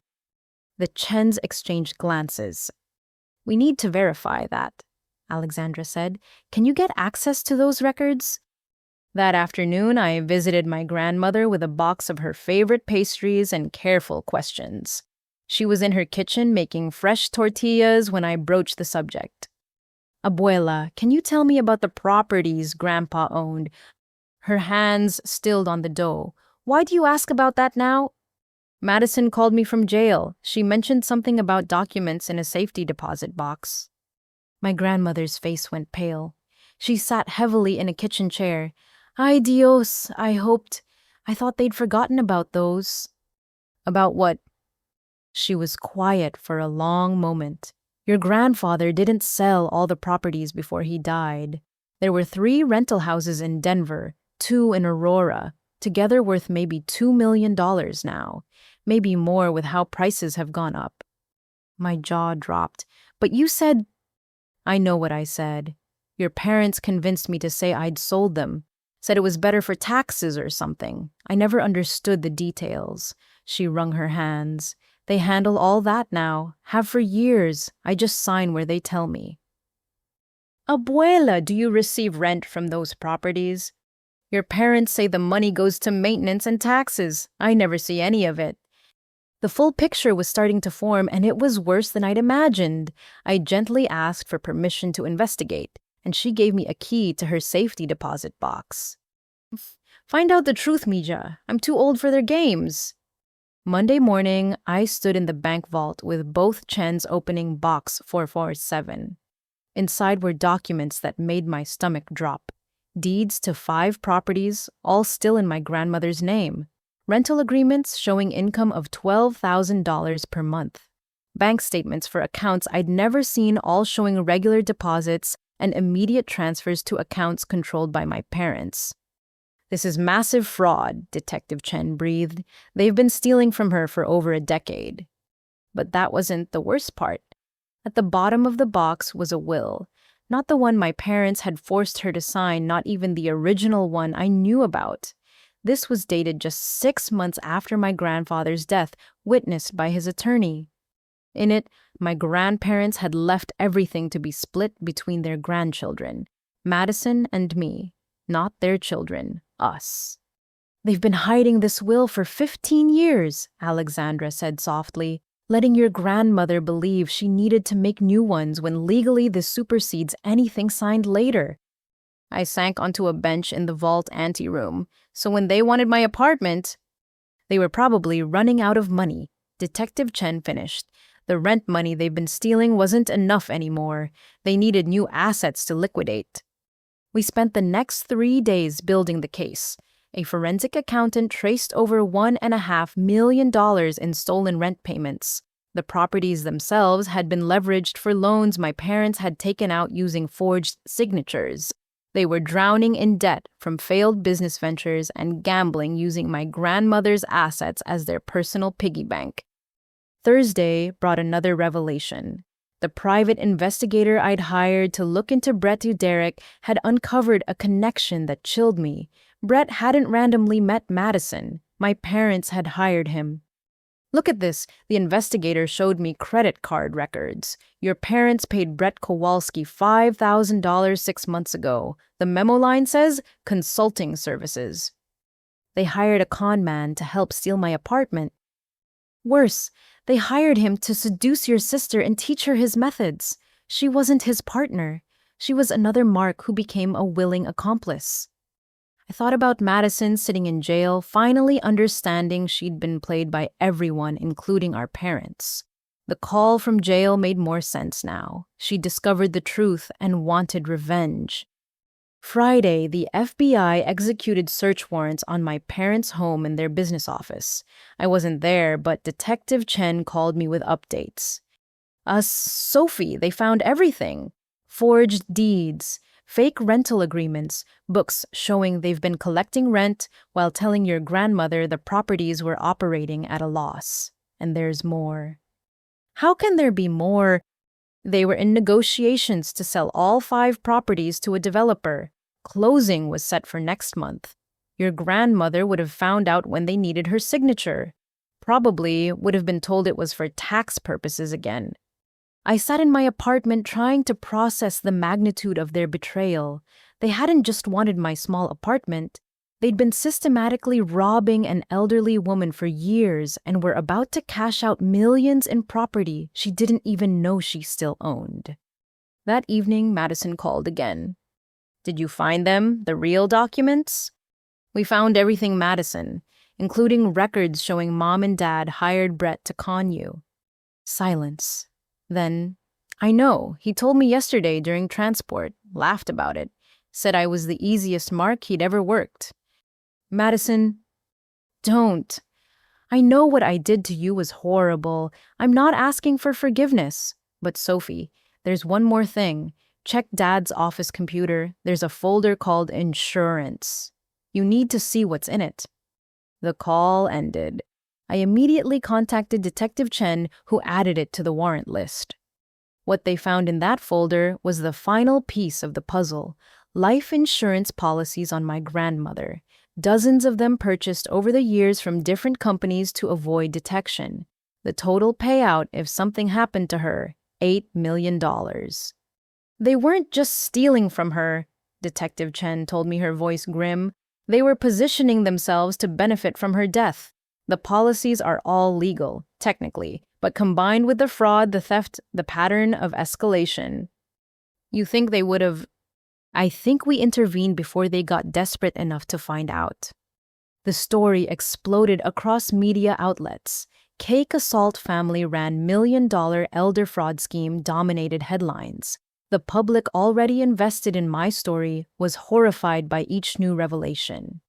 My parents denied bail as flight risks, gave jailhouse interviews, claiming they were misunderstood, that they'd been managing the properties for my grandmother's benefit. No one believed them, especially after the forensic accountants showed personal expenses charged to the property accounts.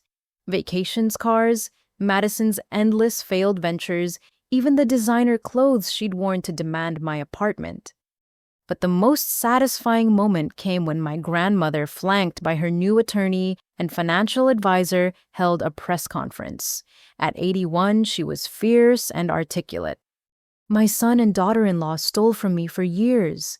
They used my love, my trust, my desire to help family against me. But my granddaughter, Sophie, the one they called selfish, she saved me. She said no to their demands, and that no revealed the truth. I'm not a victim anymore. I'm a survivor, and I'm pressing charges. The crowd erupted in applause. The narrative had shifted completely. I wasn't the selfish daughter who wouldn't share. I was the granddaughter who'd accidentally saved her grandmother from financial ruin and possible worse. That night, as I sat in my apartment, my small fought-for Catalyst for Justice apartment, Rachel raised a glass to Sophie, who just wanted to keep her home and ended up taking down a crime ring, saving her grandma, and becoming an internet hero, all because she laughed at getting cake-faced. I clinked my glass against hers, thinking about how a simple no had unraveled years of deception. My parents had been right about one thing. Family was everything. They just never understood that family meant protecting the vulnerable, not exploiting them. My phone buzzed with a message from Alexandra Chen. Pulitzer Committee called about my series. Your story changed lives, Sophie. Thank you for trusting me with it. I smiled, looking around my little apartment.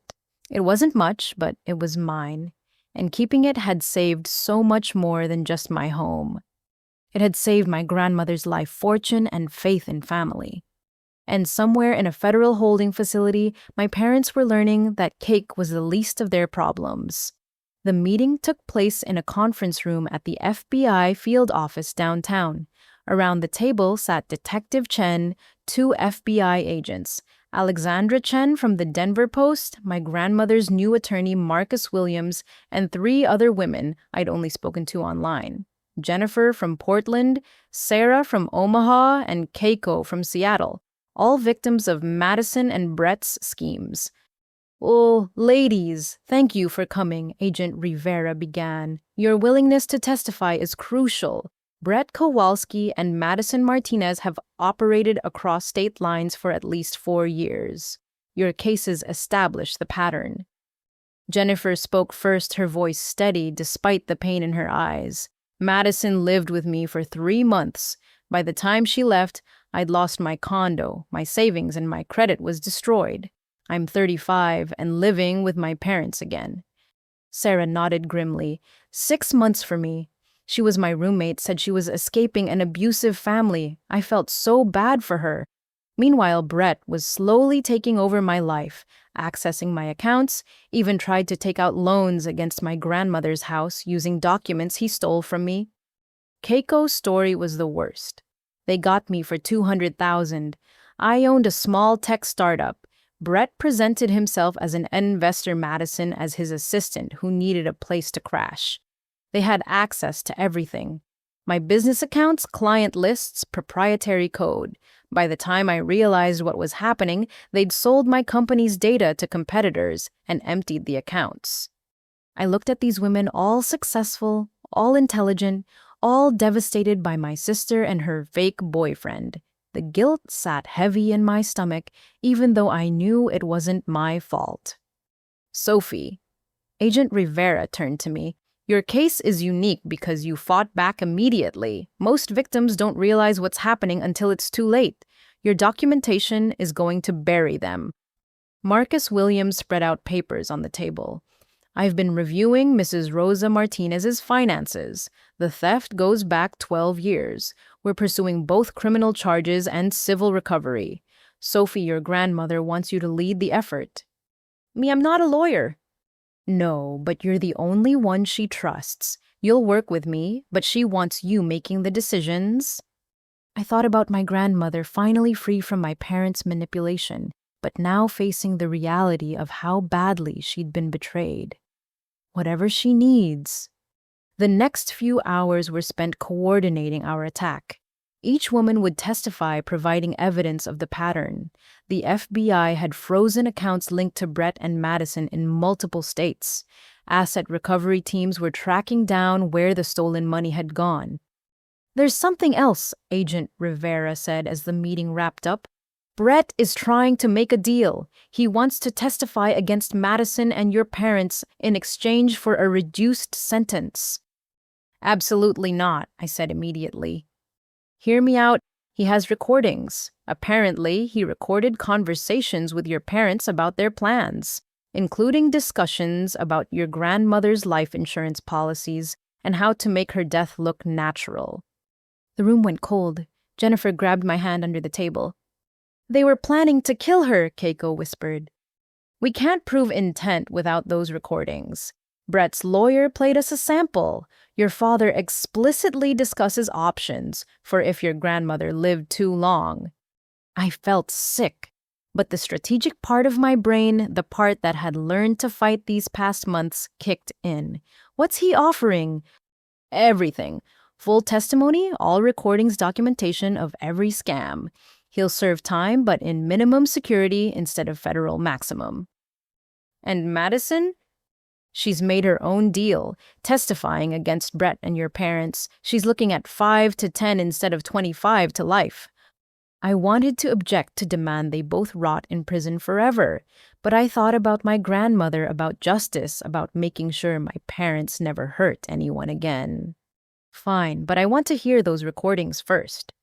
That evening, I sat in my apartment with the Chen squad, as I'd started calling Detective Chen and Alexandra Chen. We listened to the recordings Brett's lawyer had provided as samples. My father's voice discussing my grandmother like she was a problem to be solved. My mother calculating how long they could keep stealing before someone noticed. And then, the part that broke me, my mother's voice cold and calculating. "Sophie's getting suspicious. We need to accelerate the timeline. Madison, you need to push harder for that apartment. Keep her distracted while we handle Rosa." Handle. Like my grandmother was a business transaction. Alexandra took notes furiously. "This is going to be a 10-part series minimum. Sophie, are you prepared for this level of exposure? My family tried to destroy me publicly. They failed. Now it's my turn." Detective Chen pulled up files on her laptop. "Let's talk strategy. Your parents have been moving money offshore. We've tracked some of it, but we need more time. If we move too fast, they might have hidden assets we can't recover." "What do you need from me?" "Keep them thinking they might get out of this. No contact, but don't block their calls from jail. Let them leave voicemails. They might slip up and reveal where the money is." Tuesday, I started receiving those calls. I didn't answer, but the voicemails piled up. My mother's tears, my father's threats, alternating between begging for forgiveness and promising revenge. I forwarded each one to the FBI. But the real work was with my grandmother. We spent days going through every document, every bank statement, every memory of suspicious behavior. She was remarkable, clear-headed and determined despite the betrayal. "I should have known," she said one afternoon, sorting through old receipts. "When your grandfather died, they were so eager to help. Too eager." "Abuela, this isn't your fault." "No, but I enabled them. Every time I signed without reading, every time I trusted without verifying. I failed you and Madison both. Madison made her choices." Did she, or was she shaped by parents who taught her that family exists to be exploited?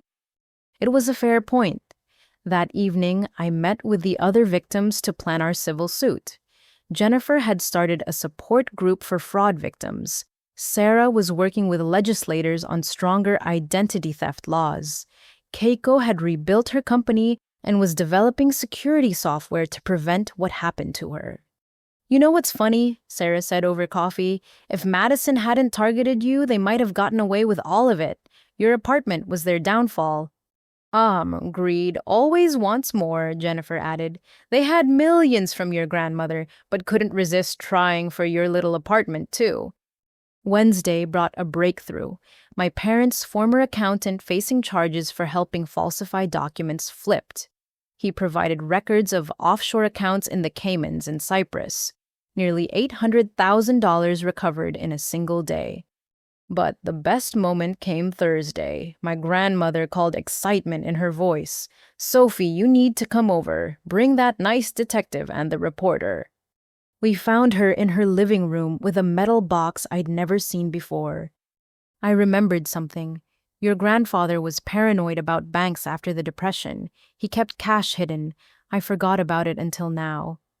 Inside the box was $40,000 in cash and something more valuable. Original deeds to 2 properties my parents didn't know about. Commercial buildings in downtown Denver leased to businesses for decades. Your grandfather bought these in the 60s, she explained. Put them in a trust for his grandchildren. I never told your parents because, well, I suppose part of me never fully trusted them. Detective Chen immediately called for a forensic accountant. The properties were worth approximately $3 million, and the trust had been accumulating rent for years. Because it was in trust, my parents couldn't have touched it even if they'd known. "This changes everything," Marcus Williams explained. "The trust names you and Madison as equal beneficiaries, but there's a morality clause. Any beneficiary convicted of a felony forfeits their share."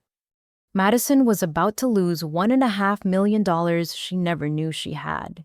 The irony was perfect. Friday, we held a strategy meeting for the criminal trial. The prosecutor, Janet Morrison, no relation to my boss, was a small woman with the demeanor of a pit bull. "With Brett and Madison's testimony, plus the evidence you've compiled, your parents are looking at 20 to 40 years each. The elder abuse alone carries serious time, but the conspiracy charges the fraud, the attempted identity theft on you. It stacks up." "What about the insurance policies?" "Conspiracy to commit murder is harder to prove, but those recordings help. We're adding it to the charges." She looked at me directly. "Sophie, I need you to understand. Your testimony will be crucial. They're going to paint you as a vindictive daughter who entrapped them. Are you ready for that? They covered me in cake at a family party. They've publicly humiliated me for months. I'm ready for whatever they throw." That weekend, the other victims and I did something unexpected. We met for brunch, no lawyers or detectives, just us. Women who'd survived Madison and Brett's destruction, building something positive from the wreckage. "I used to hate her," Jennifer admitted over mimosas. "But now I almost pity her. Imagine being raised by parents who saw you as nothing more than a tool for their schemes." "She had choices," Keiko countered. "Sophie had the same parents and chose differently." "Sophie had her grandmother," Sarah pointed out. "Who did Madison have?" It was a question that haunted me. Madison and I had grown up in the same house, but in different worlds. I'd had Grandma Rose's kitchen, her wisdom, her unconditional love. Madison had our parents' manipulation and conditional approval based on her usefulness to their schemes. My phone buzzed with a notification from Alexandra. Her latest article had dropped. "The grandmother they tried to swindle, Rosa Martinez, speaks out." The article featured my grandmother's story in her own words. The immigrant who'd built a real estate empire with her husband, only to have her own children try to steal it, but it ended with hope. My granddaughter Sophie saved me not by being a hero, but by being honest. She said no to injustice. That simple word started an avalanche that revealed the truth. I'm 81 years old and I'm starting over. But this time, I'm surrounded by people who love me for me, not for what they can take from me. The response was immediate and overwhelming. Donations poured in for Jennifer's victim support group. Legislators reached out about Sarah's proposed laws. Elderly people shared their own stories of financial abuse by family members. And somewhere in federal custody, my parents were learning that their house of cards had completely collapsed. I looked around my little apartment that evening, thinking about how it had all started here. This small space I'd refused to give up had somehow become the thread that, when pulled, unraveled a massive criminal enterprise. My phone rang. Detective Chen. "Sophie, I wanted you to hear this from me first. Your parents' lawyer just contacted the prosecutor. They want to make a deal. They're ready to confess to everything in exchange for concurrent sentences. But there's a condition. What condition? They want to meet with you, face to face, before they'll sign anything. I stared out my window at the Denver skyline processing this request. My parents, who declared me dead to them while assaulting me with cake, now wanted to see me. When? Monday, federal courthouse. You don't have to do this, Sophie. We have enough to convict without their confession. But I knew I'd go, not for them, not even for the case. For me. To look them in the eye and show them that their selfish daughter had survived everything they'd thrown at her. Set it up. I'll be there. Sophie, are you sure? They spent my whole life making me feel guilty for existing, for wanting basic respect, for saying no. I need them to see that they failed, that their manipulation created the very person who would expose them. After hanging up, I made tea and sat on my second-hand couch in my small apartment, surrounded by the life I'd built myself. Monday would bring another confrontation, another attempt at manipulation. But this time, I held all the cards. Monday arrived with unseasonable snow for October, coating Denver in a pristine white that felt like a clean slate. I dressed carefully for the meeting with my parents, professional blazer, minimal jewelry, hair pulled back. I wanted to look like what I was, a survivor who'd built her life without their help. Detective Chen met me at the federal courthouse. You can still back out, she offered one last time. No, I need to do this. The meeting room was sterile, all white walls and fluorescent lights. My parents were already there, shackled to the table, orange jumpsuits, replacing their usual carefully curated outfits. They looked smaller, somehow diminished without their props of respectability. Their lawyer, a tired-looking public defender, nodded as I entered. The prosecutor, Janet Morrison, sat beside me. Detective Chen positioned herself by the door. Sophie, my mother started, and her voice cracked. You look well, Bridget. I didn't respond, just waited. My father cleared his throat. We wanted to explain. No. My voice was calm, steady. You wanted to make a deal. I'm here to listen to your confession, not your excuses. They exchanged glances. Without their usual dynamic of manipulation, they seemed lost. Whoa, fine, my father said finally. What do you want to know? Everything. Start with when you decided to steal from Grandma. What followed was 2 hours of revelations that should have shocked me, but didn't. They'd started small, borrowing from her accounts to cover a bad investment, intending to pay it back. But when she didn't notice, they got bolder. The properties, the fake management company, the systematic theft, it had evolved over a decade. And Madison, I asked, when did you decide to turn her into your accomplice? My mother's face contorted. We didn't mean for it to go so far. She was supposed to just encourage you to share more, to be more generous with family. You hired Brett to train her in fraud. Derek, my father corrected automatically, then caught himself. Brett, he was supposed to teach her persuasion techniques. We didn't know about his other activities. Liar! The word slipped out before I could stop it. You knew exactly who he was. You needed someone who could teach Madison to be a better criminal because I wasn't falling for your usual tactics. Silence stretched between us. Finally, my mother leaned forward. Why couldn't you just give her the apartment, Sophie? None of this would have happened if you just... Stop. I stood up. You stole millions from your own mother. You plotted her death for insurance money. You destroyed Madison's life by turning her into a criminal. And you're still trying to blame me for not giving you more to steal.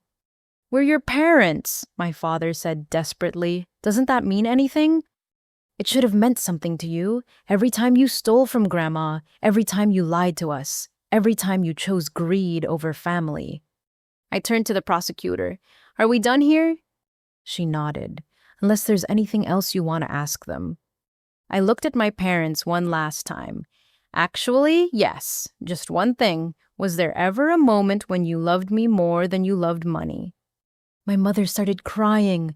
My father looked away. Their silence was answer enough. I left without saying goodbye. That afternoon, the news broke. Parents in cake assault case confessed to multi-million-dollar elder fraud scheme. The media frenzy reached new heights, but I was done being the story. I had work to do. Tuesday through Thursday, blurred together in a haze of legal meetings, asset recovery, and planning. The FBI had frozen 17 accounts across 6 countries. The forensic accountants found shell companies, fake charities, a web of financial crimes that boggled the mind. But Thursday evening brought unexpected news. Madison's lawyer called. Ms. Martinez, your sister, would like to meet with you. She has information about additional hidden assets, but she'll only share it with you directly. Another meeting, another manipulation, but the recovered assets would help make my grandmother whole. When? Tomorrow, if you're willing. Friday morning, I found myself back in a similar room facing my sister. Madison looked terrible. Hollow-eyed, thin, her designer highlights grown out to show mousy brown roots. The orange jumpsuit hung on her frame. Sophie, she said quietly, thank you for coming. You said you had information about assets. She smiled sadly. Right to business, just like always. She slid a piece of paper across the table. Safety deposit box in Colorado Springs. Mom opened it under a fake name. There's about $200,000 in bearer bonds. I passed the paper to Detective Chen, who'd accompanied me. Why tell me now? Because I finally understand something. You were never the enemy. You were the only honest person in our family, and that terrified them. Membarisan. No, let me finish. Do you know why I wanted your apartment so badly? It wasn't about the apartment. It was about what it represented. You did it right. You worked, you saved, you built something. I thought if I had what you had, I could be what you are. That's not how it works. I know that now. Brett explained it to me, actually, when he was laughing about how easy I was to manipulate. He said I was desperate to matter, to be special, and he was right. We sat in silence for a moment. Sophie, I need to tell you something else about the life insurance policies. My blood chilled. What about them? Mom and Dad weren't planning to wait for nature. They'd been researching methods, untraceable methods. Brett was supposed to help, but he was stringing them along, getting more money from them. Are you saying Brett saved Grandma's life by being a greedy con man? Madison laughed bitterly. Ironic, isn't it? The criminal they hired was too criminal to trust them. Do you have proof? Check Mom's browser history on her laptop. She never could figure out incognito mode. I left that meeting feeling hollowed out. My parents hadn't just been willing to steal from their mother, they'd been actively planning her murder. The cake in my face seemed quaint compared to the evil they'd contemplated. The weekend brought a media circus. Someone leaked details about the murder plot, and suddenly the story wasn't just about fraud, it was about attempted matricide. My grandmother, staying with me for safety, handled it with remarkable grace. I'm not surprised, Mija, she said over tea. When someone sees you only as a resource, your life has value only as long as you're useful. How are you so calm about this? Because I'm alive. Because you saved me. Because justice is being served. She patted my hand. And because I have you, the granddaughter who said no. Monday's headlines screamed about the Cake family murder plot. My parents' lawyer attempted damage control, but the evidence was overwhelming. Browser histories showed searches for undetectable poisons, making deaths look natural, and inheritance. Laws, Colorado. Tom Morrison called me into his office that morning. I expected another discussion about the media attention affecting work. Instead, he had a proposal. Sophie, we've been approached by 3 major clients who want you specifically to handle their accounts. They're impressed by your integrity and crisis management skills. Mr. Morrison. There's more. I'm creating a new position, Director of Client Relations. It's yours if you want it. And before you say it's because of the media attention, it's not. It's because you've shown extraordinary grace under pressure. That's exactly what our clients need. I accepted, feeling like something was finally shifting in my favor. That afternoon brought the news we'd all been waiting for. The grand jury had returned indictments. My parents faced 47 federal charges each, including conspiracy to commit murder. Madison faced 23 charges. Brett faced 62 charges across multiple jurisdictions. But the real victory came Tuesday evening. Marcus Williams called with the final accounting. Between recovered assets, frozen accounts, and the discovered bonds, they'd recovered nearly 90% of what was stolen from my grandmother. The rest might be gone forever, he admitted, but Mrs. Martinez will be comfortable for the rest of her life. Oh, what about the trust properties Grandpa hid? Those were never touched, so they're intact. With Madison forfeiting her share due to the felony conviction, you're the sole beneficiary. I stared at the number he showed me. $3.2 million. I don't want it, I said immediately. It should go to Grandma. Sophie, these were your grandfather's wishes. He wanted his grandchildren to have security. That night, I sat with my grandmother discussing the trust. You take it, Misha. Build something good with it. Abuela. No arguments. Your grandfather would be proud. You protected me when his own son tried to destroy me. The money is yours. Wednesday through Friday blurred with victim impact statements, legal procedures, and media management.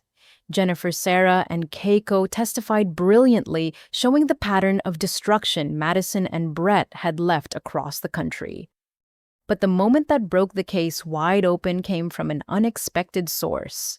Brett's actual wife from Nebraska flew in to testify. She revealed that Brett had done this before, multiple times across multiple states, always targeting vulnerable women, always moving on when things got too hot. Madison wasn't his partner, she said on the stand. She was his longest con. He was planning to disappear with everything and leave her holding the bag. I watched Madison's face crumble as she realized the truth. She'd been manipulated by everyone. Our parents who turned her into a weapon, and Brett who'd sharpened that weapon while planning to let it destroy itself. The verdicts came down 2 months later, just before Christmas. My parents guilty on all counts 25 to life each. Madison guilty on most counts 7 to 12 years. Brett guilty on all counts 40 to life. As the verdicts were read, I felt no joy, just relief. It was over. Outside the courthouse, reporters swarmed, but I had nothing left to say. Alexandra Chen would tell the story in her Pulitzer-nominated series. The other victims would continue their advocacy, and I would go home to my small apartment and try to rebuild a life. My grandmother took the microphone instead. At 81 in her best dress, she spoke clearly. My son and daughter-in-law chose greed over family. They will pay for that choice. My granddaughter Madison chose to follow their path. She, too, will pay. But my granddaughter Sophie chose differently. She chose integrity. She chose truth. She chose to protect those who couldn't protect themselves. That is the legacy I'm proud to leave. Not money or property, but proof that one person saying no to evil can change everything. As we drove away from the courthouse, snow beginning to fall again, I thought about the journey from that cake-covered moment to here. My apartment, that small space I'd refused to give up, had been the first domino. Its fall had revealed crimes, saved lives, and destroyed a family that had already destroyed itself. Mija, my grandmother said softly, what will you do now? I thought about the trust money, about the director position, about the book deals and movie offers that kept coming in, about Jennifer's victim support group that needed funding, about Sarah's legislation that needed backing, about Keiko's security company that could use investment. I'm going to build something good, Abuela, something that helps people stand up and say no when their families try to tear them down. She squeezed my hand. Your grandfather would like that. As we pulled up to my apartment building, my small, precious apartment that had started everything, I realized something. My parents had been right about one thing. Family was everything. They just never understood that true family doesn't try to destroy you for saying no. True family celebrates your strength in standing firm. The call came on a Thursday evening in March, 4 months after my parents' sentencing. I almost didn't answer the unknown number, but something made me pick up. Sophie Martinez. The voice was professional clinical. This is Dr. Patricia Huang from the Federal Correctional Institution. Your mother has been hospitalized after a suicide attempt. She's asking to see you. My hands went cold. Despite everything, hearing those words hit me like a physical blow. Is she... She's stable, but Miss Martinez, she's been on suicide watch for 2 weeks. The psychiatric team believes seeing you might help, but only if you're willing. There's no obligation. I stared at my living room wall at the photos I'd recently hung. Me with Grandma Rosa, with the Chen squad, with my new friends Jennifer, Sarah, and Keiko. My chosen family. When visiting hours are Saturday 9 to 11 a.m. I can put you on the list if you decide to come. After hanging up, I called Detective Chen. She listened without judgment, then said, "Whatever you decide, make sure it's for you, not for her." Saturday arrived gray and drizzly. The federal prison was 2 hours outside Denver, a complex of concrete and razor wire that looked exactly as depressing as expected. I went through security, surrendered my belongings, and was led to the medical wing. My mother looked like a ghost of herself. The orange jumpsuit hung loose on her frame, her face gaunt, her perfectly maintained appearance gone. She was handcuffed to the bed, an IV in her arm. "Sophie," her voice was barely a whisper, "you came." I sat in the plastic chair beside the bed, maintaining distance. "Dr. Huang said you wanted to see me." I needed to tell you something before it's too late." "Mom, are you..." "Dying? No.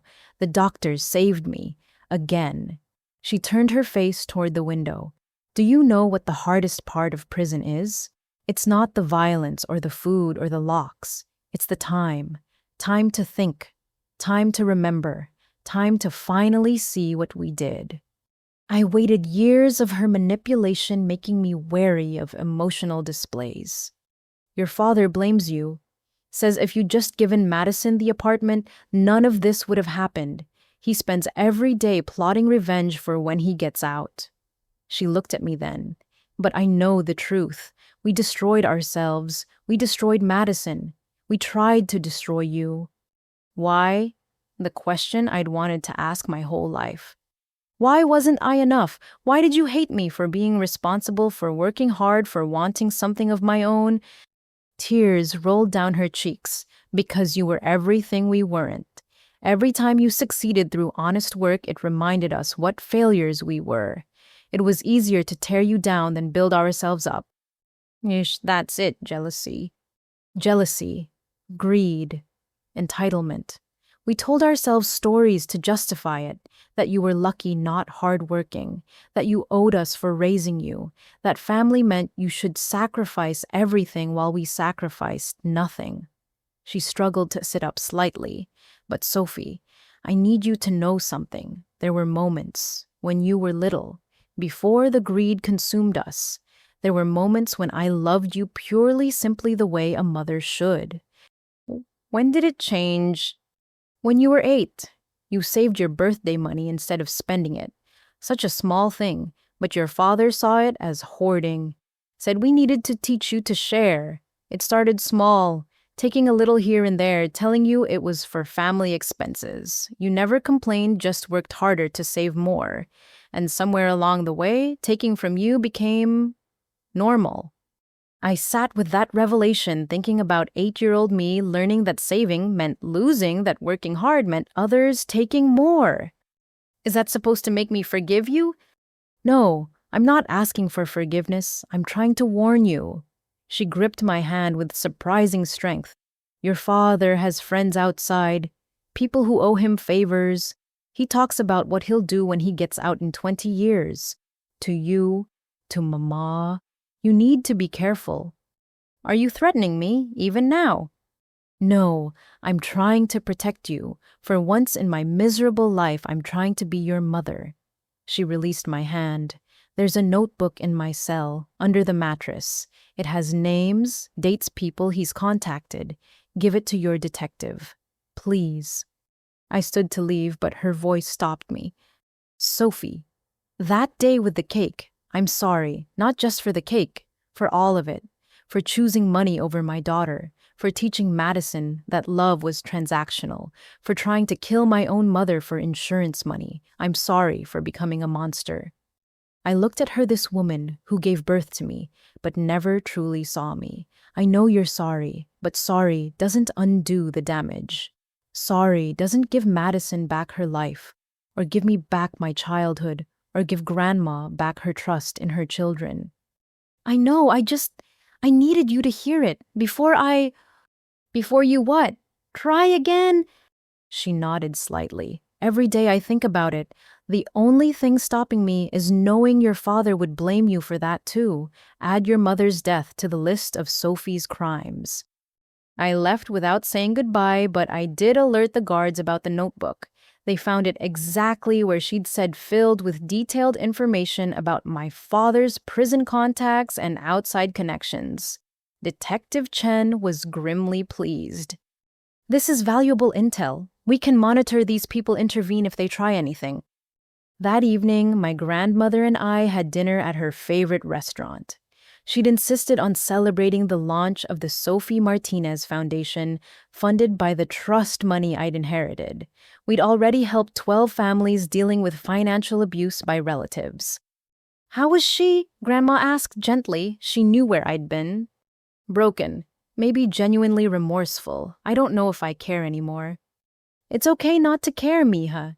You gave her more grace than she deserved by going at all.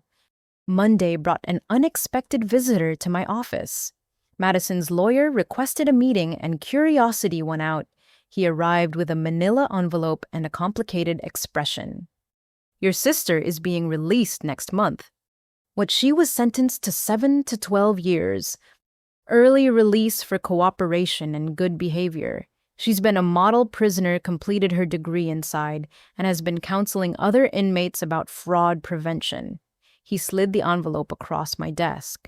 She wanted me to give you this. Inside was a letter in Madison's handwriting and a cashier's check for $50,000. Where did this money come from? She's been working in the prison library teaching literacy classes, saving every penny. She also sold her story rights to a documentary producer, but insisted all proceeds go to you as partial restitution. I read the letter that night in my apartment. Sophie, I know money can't fix what I did, but I need to start somewhere. The $50,000 is just the beginning. I plan to pay back every cent I took or tried to take, even if it takes the rest of my life. I'm different now.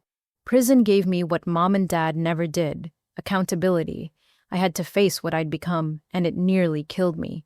But Dr. Huang, yes, the same one treating Mom, helped me understand that I had choices even with our parents' influence. I chose wrong, repeatedly, enthusiastically. That's on me. I'm not asking for forgiveness or a relationship. I'm asking for the chance to prove people can change. I'll be living in a halfway house in Aurora, working at a nonprofit that helps elderly people protect themselves from financial scams. Ironic, I know, but I'm good at spotting the signs now for obvious reasons. If you never want to see me again, I understand. But if someday you're willing to let me try to be a better sister, I'll be here, working, paying restitution, trying to balance the scales I tipped so badly. Your sister, whether you want me or not, Madison. P.S. Brett testified against Mom and Dad thinking it would help him. It didn't. He got 2 life sentences. Sometimes karma works. I set the letter aside, unsure how to feel. Madison seeking redemption felt like another manipulation, but the money was real, the job at the nonprofit was confirmed, and her prison counselor spoke highly of her transformation when I called to verify. Tuesday through Thursday were consumed with foundation work. We'd received over 300 applications for assistance, each story heartbreaking. Elderly parents robbed by children, siblings destroying each other over inheritance, families torn apart by greed. How do we choose? Jennifer asked during our board meeting. She'd become our director of victim services. We start with the most vulnerable, Sarah suggested.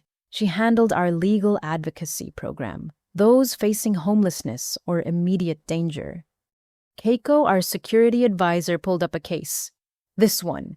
75-year-old woman grandson stole her identity. She's about to lose her house. We approved emergency funding that day for 6 families. It wasn't enough. It would never be enough. But it was a start. Friday afternoon, another call from the prison. This time it was my father. His voice was exactly as I remembered, authoritative, demanding, entitled. Sophie, I hear you've been visiting your mother. What do you want? To offer you a deal. Drop the civil suits against our remaining assets and I'll call off the people I have watching you. Are you seriously threatening me from federal prison? I'm trying to negotiate. Business, Sophie. You should understand that now that you're playing with the big boys. The FBI is recording this call. You just added witness intimidation to your charges. Silence. Then, incredibly, laughter. You always were too smart for your own good. Fine. Keep the money. Keep your little apartment. Keep pretending you're better than us.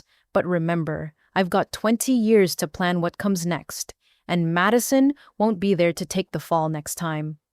The line went dead. Detective Chen called within minutes.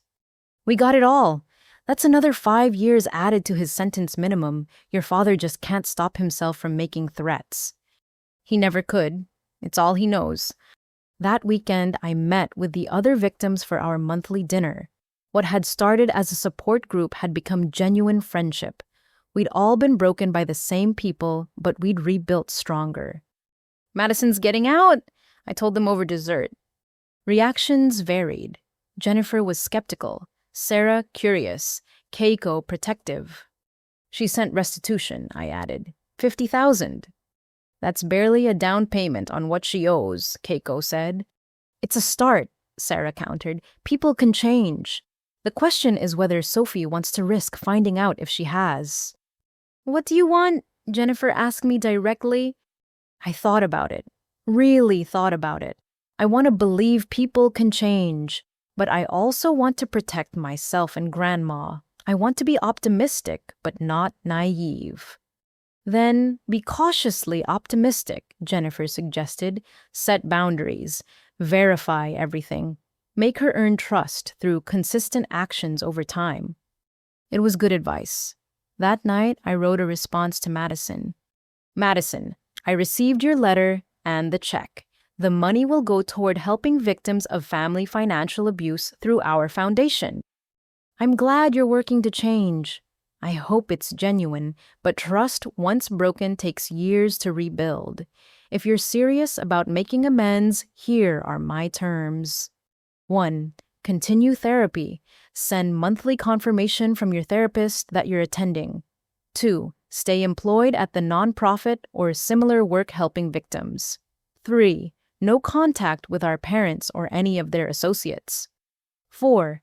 Monthly restitution payments, even if small. 5. No surprise visits or attempts to force a reconciliation. If you can do these things consistently for 1 year, I'll agree to meet for coffee. 1 coffee. We'll see what happens from there. Sophie.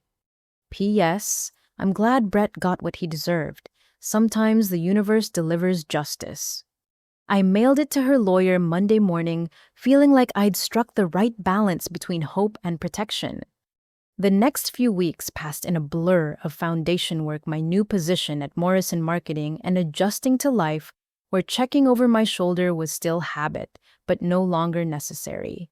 My parents were locked away, their network dismantled, their power broken. But life has a way of throwing curveballs. The call came on a Tuesday evening. Madison's lawyer again, this time with panic in his voice.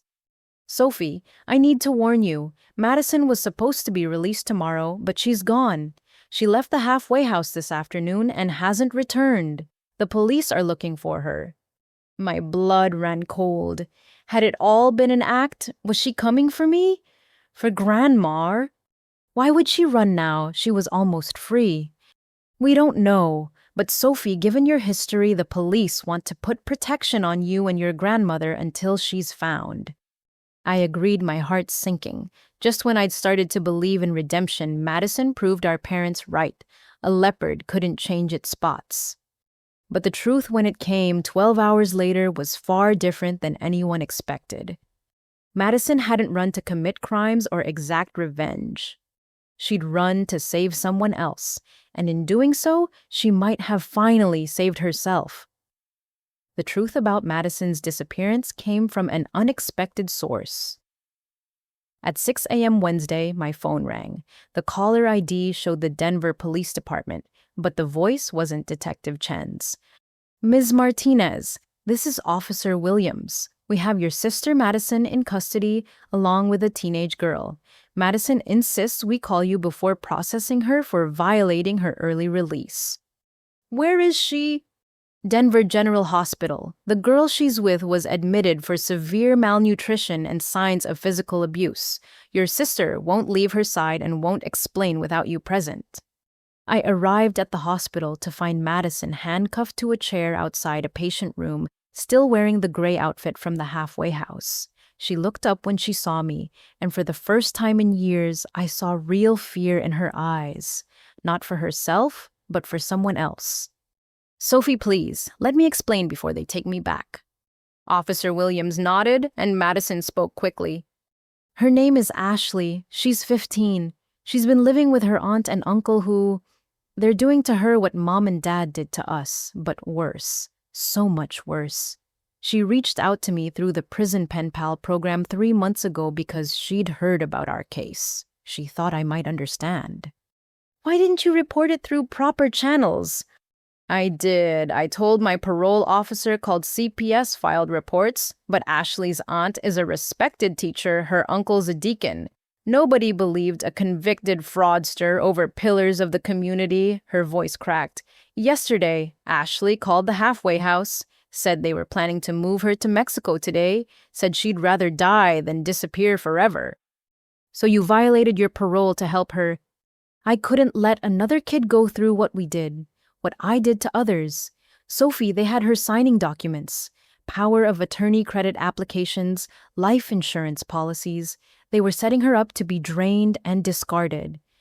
Officer Williams interrupted. The girl confirms this story. She has documentation. Recordings on her phone, photos of injuries, copies of forged documents. It's substantial.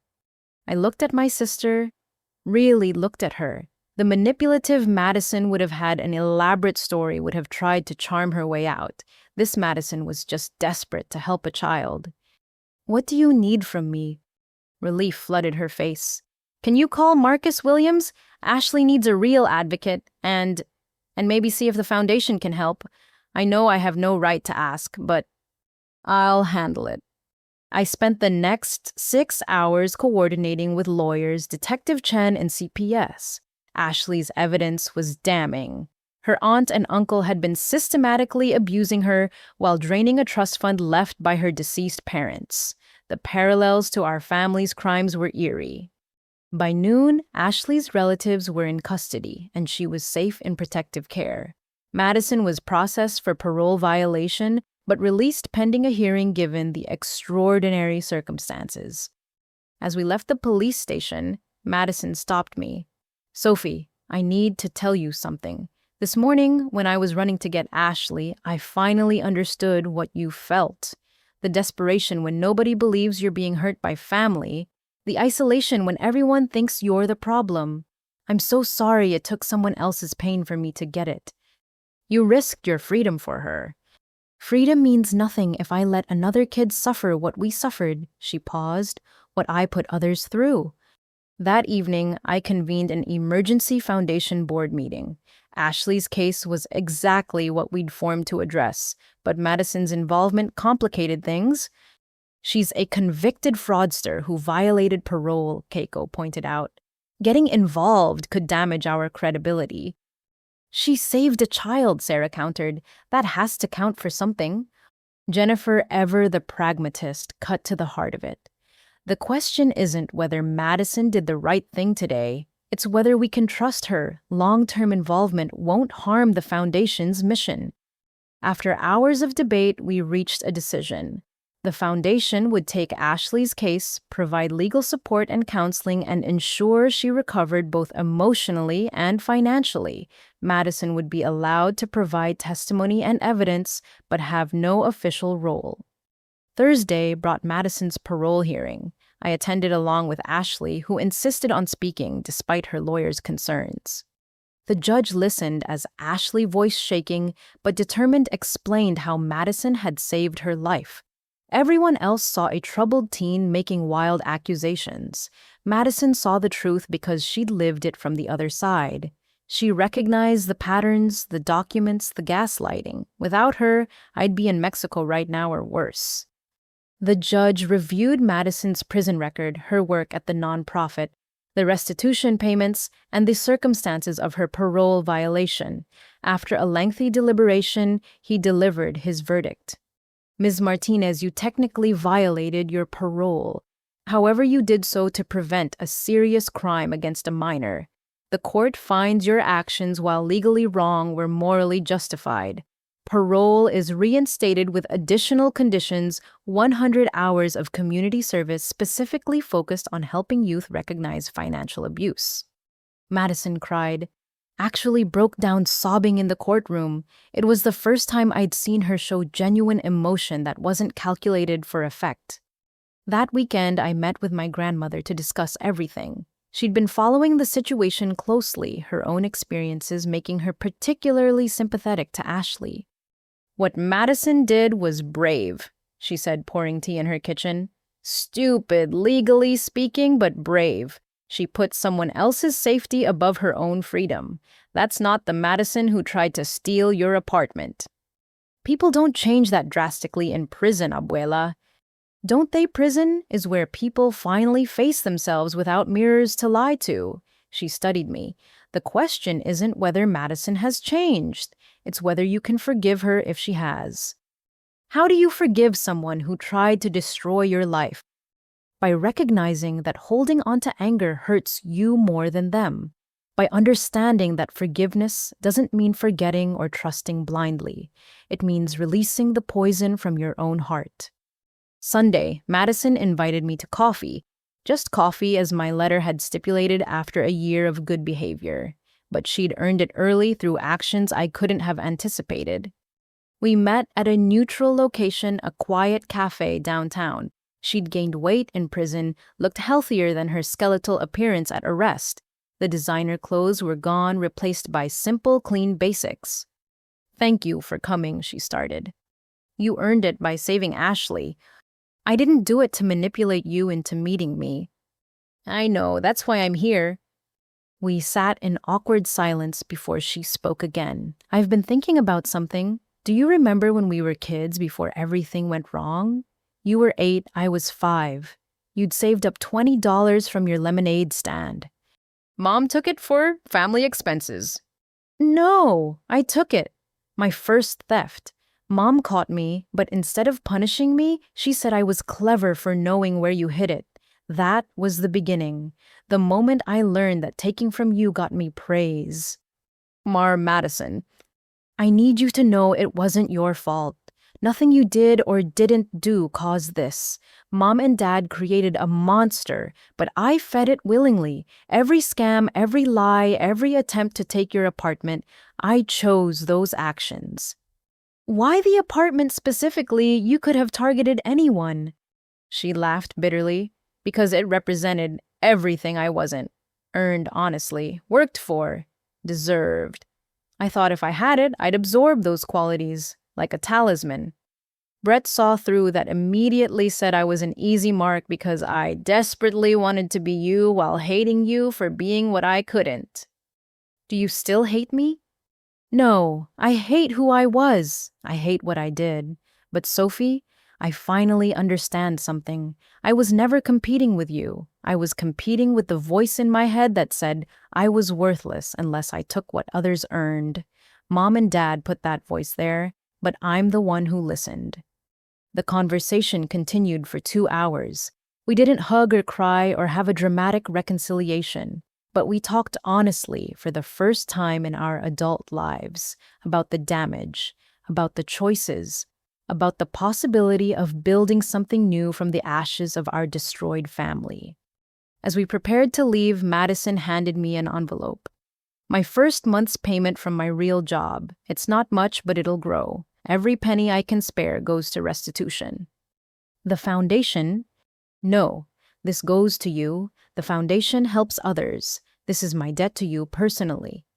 Monday's mail brought a letter that changed everything. It was from the federal prison, but not from our parents. A woman named Cecilia Valdez had written, "Dear Ms. Martinez, I'm an inmate here with your mother. I'm writing because she saved my life yesterday. Another inmate attacked me, and your mother intervened, taking a shank meant for me. She's in critical condition. She's been teaching literacy classes here, helping women like me learn to read. She talks about you constantly, not with anger, but with pride. She calls you the daughter who saved us all by saying no. I thought you should know who she's become, just in case she doesn't make it. Respectfully, Cecilia Valdez." I drove to the prison immediately. The warden, a stern woman named Patricia Hayes, met me personally. "Your mother suffered a punctured lung and severe blood loss. She's stable, but critical. The woman she saved was being targeted because she'd reported guard corruption. Your mother knew the risk." "Can I see her?" "Briefly. She's sedated but conscious." My mother looked small in the hospital bed, surrounded by machines and guards. Her eyes opened when I approached. "Sophie," she whispered. "Don't talk. Save your strength." "No, need to tell you, your father, he ordered the hit. Not on Cecilia, on me, for talking to you, for the notebook."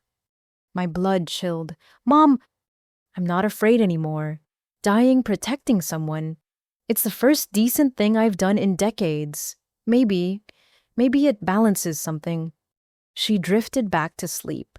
I sat there for the allowed hour watching my mother breathe, processing that my father had ordered a hit on his own wife for trying to protect me. The next weeks were a blur. My mother survived barely. My father was charged with conspiracy to commit murder, his own wife this time. Madison threw herself into her work helping more teens recognize the signs of family financial abuse. The foundation expanded, helping 20 more families escape situations like ours. But the real test came when my mother was released from the hospital unit back to general population. She'd need protection, and the only way to ensure it was to publicly forgive her, to make it known that Sophie Martinez, the woman who'd exposed the family crimes, had reconciled with her mother. It was Detective Chen who suggested it. "Prisoners have their own code. If word spreads that you've forgiven her, that she's genuinely changed, she'll be under protection, but it has to be public, visible." "You're asking me to perform forgiveness?" "I'm asking you to consider whether saving your mother's life is worth a public gesture regardless of private feelings." I thought about Ashley saved by Madison's intervention, about Cecilia Valdez alive because my mother took a shank for her, about cycles of violence and redemption. The next day, I held a press conference at the foundation offices. Alexandra Chen covered it, understanding the deeper story. "My mother recently risked her life to save another inmate. I began reading from prepared notes. This act of courage shows that people can change even in the darkest circumstances.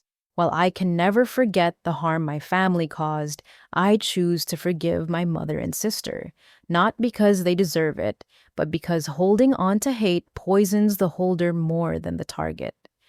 The Sophie Martinez Foundation believes in redemption through action. My mother and sister are proving through their choices that change is possible. We support them in that journey. The words felt strange in my mouth, performative as Detective Chen had said, but they served their purpose. Within days, word spread through the prison system. My mother was placed under the protection of the literacy group she'd been teaching, women who'd learned to read because of her. Madison watched the press conference from her halfway house. She called that evening. "You didn't have to do that."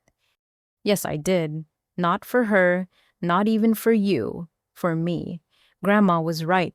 Holding on to poison only hurts the person drinking it. Do you mean it? The forgiveness? I thought carefully. I'm trying to. Forgiveness isn't a switch you flip. It's a choice you make daily. Some days I'll succeed. Others I'll fail. But I'm trying. That's more than we deserve. Maybe, but it's what I need. That Friday, I visited Ashley in her foster home. She was thriving, seeing a therapist, working with a tutor to catch up on school. The foundation had helped recover some of her trust fund enough to ensure college was possible. Ms. Martinez, she said shyly, I wanted to thank you, and Madison. You both saved my life. You saved yourself by being brave enough to ask for help. Madison says the same thing. She visits, sometimes teaches me to spot the signs of financial manipulation. Says if I can recognize them young, I'll never fall victim again. I found Madison mentioned more and more in the stories of teens who'd reached out to the foundation. She'd become something of an expert in recognizing grooming for financial abuse, her insider knowledge invaluable for protecting others. 1 month later at our board meeting, Jennifer raised an unexpected proposal. Madison Martinez has submitted a formal application to volunteer with the foundation, not as staff, not as board, but as an educator for our youth programs. She's included letters of recommendation from 3 judges, 2 social workers, and 5 teens she's helped. The room fell silent. She's also included a personal statement acknowledging her crimes and explaining how she uses that experience to help victims recognize predator tactics. Jennifer continued. Sarah spoke first. From a legal perspective, having a convicted fraudster officially associated with us is risky. From a practical perspective, Keiko countered, she's already helping our clients informally. Formalizing it gives us oversight. The debate raged for hours. In the end, it came down to a vote. I abstained, feeling too conflicted to choose. The vote was tied. As foundation president, I had to break it. I thought about Ashley, about the other teens Madison had helped, about redemption earned through action, not words, about my mother taking a shank for a stranger, about forgiveness as a daily choice. Motion approved, I said quietly. Madison Martinez is accepted as a volunteer educator subject to supervision and regular review. Some board members looked relieved, others concerned. But it was done. That night, Madison called. Sophie, I saw the board minutes. Thank you doesn't begin to cover it. Don't thank me. Prove me right. Every day prove that people can change. I will, I promise. Madison promises from you don't mean much. Actions do. So act. Help those kids. Use what you learned from the dark side to keep them in the light. That's your penance. I understand. As I hung up, I realized something had shifted. I wasn't naive. Madison would always bear watching. My mother would always be dangerous in her way. My father would always be a threat, even from prison.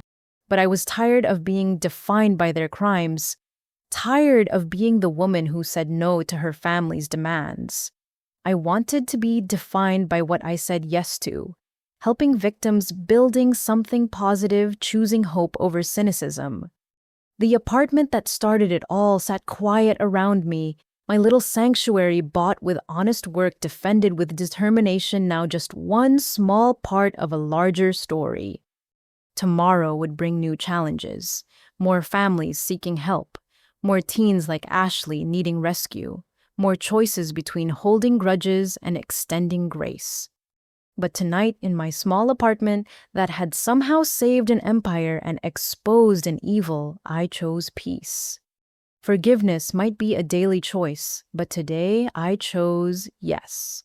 6 months after Madison joined the foundation as a volunteer, I stood before the Colorado State Legislature testifying in support of Sarah's bill, the Family Financial Fraud Prevention Act. The gallery was packed with supporters, including many of the families we'd helped. Financial abuse within families is vastly underreported, I told the committee. Victims feel shame, guilt, and often don't realize they're being victimized until it's too late. This bill would require banks to flag suspicious patterns, mandate reporting when elderly account holders show signs of exploitation, and create a database to track interstate family fraud. The committee chair, a silver-haired woman named Patricia Delgado, leaned forward. Ms. Martinez, your story has become well known, but how common is this really? I clicked to my next slide showing statistics compiled over months of research. Since our foundation began operating 9 months ago, we've received over 1,200 requests for help. We've documented losses exceeding $40 million in Colorado alone. These aren't isolated incidents, they're an epidemic. And the recidivism rate for perpetrators. Madison stood from her seat in the gallery. The committee looked surprised as she approached the microphone. 92% without intervention, she said clearly.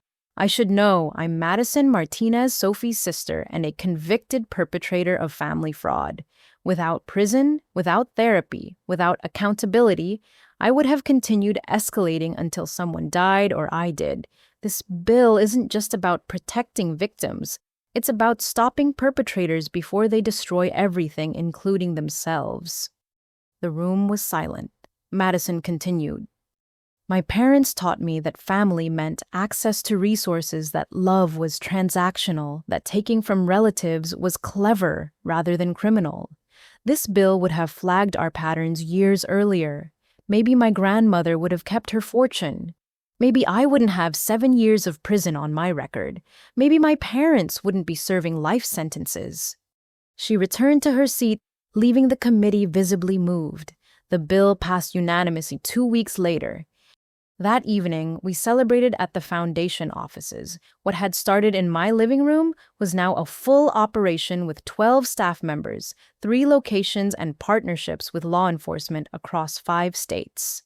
Jennifer ran our victim services with compassion and efficiency. Sarah led our legal team with brilliance. Keiko had developed a security protocol that had become the gold standard for protecting elderly assets. A toast. Sarah raised her glass to the apartment that started it all. To saying no, Jennifer added.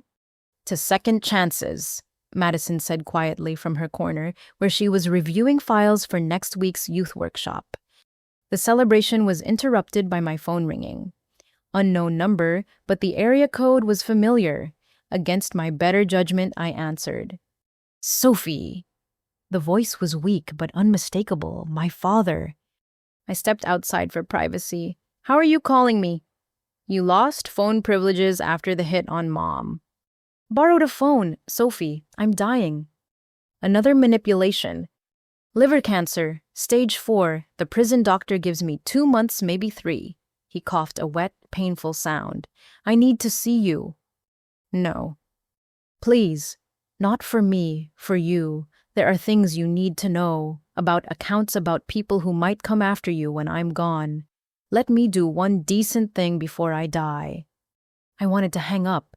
Every instinct screamed trap, but something in his voice. I'll think about it. That's all I ask. Sophie, I'm proud of what you built. The foundation. Helping people. You became what we should have been. He hung up before I could respond. Inside, the celebration continued, but I pulled Detective Chen aside. My father called, claims he's dying, wants to meet. Her expression darkened. I'll verify the medical claims. If it's true, we'll arrange a secure meeting. But Sophie dying men can still be dangerous, sometimes more so. The medical records confirmed it. Advanced hepatocellular carcinoma, likely from years of heavy drinking. He was transferred to the prison medical ward under heavy guard, but legitimately dying. I agreed to one visit with Detective Chen present.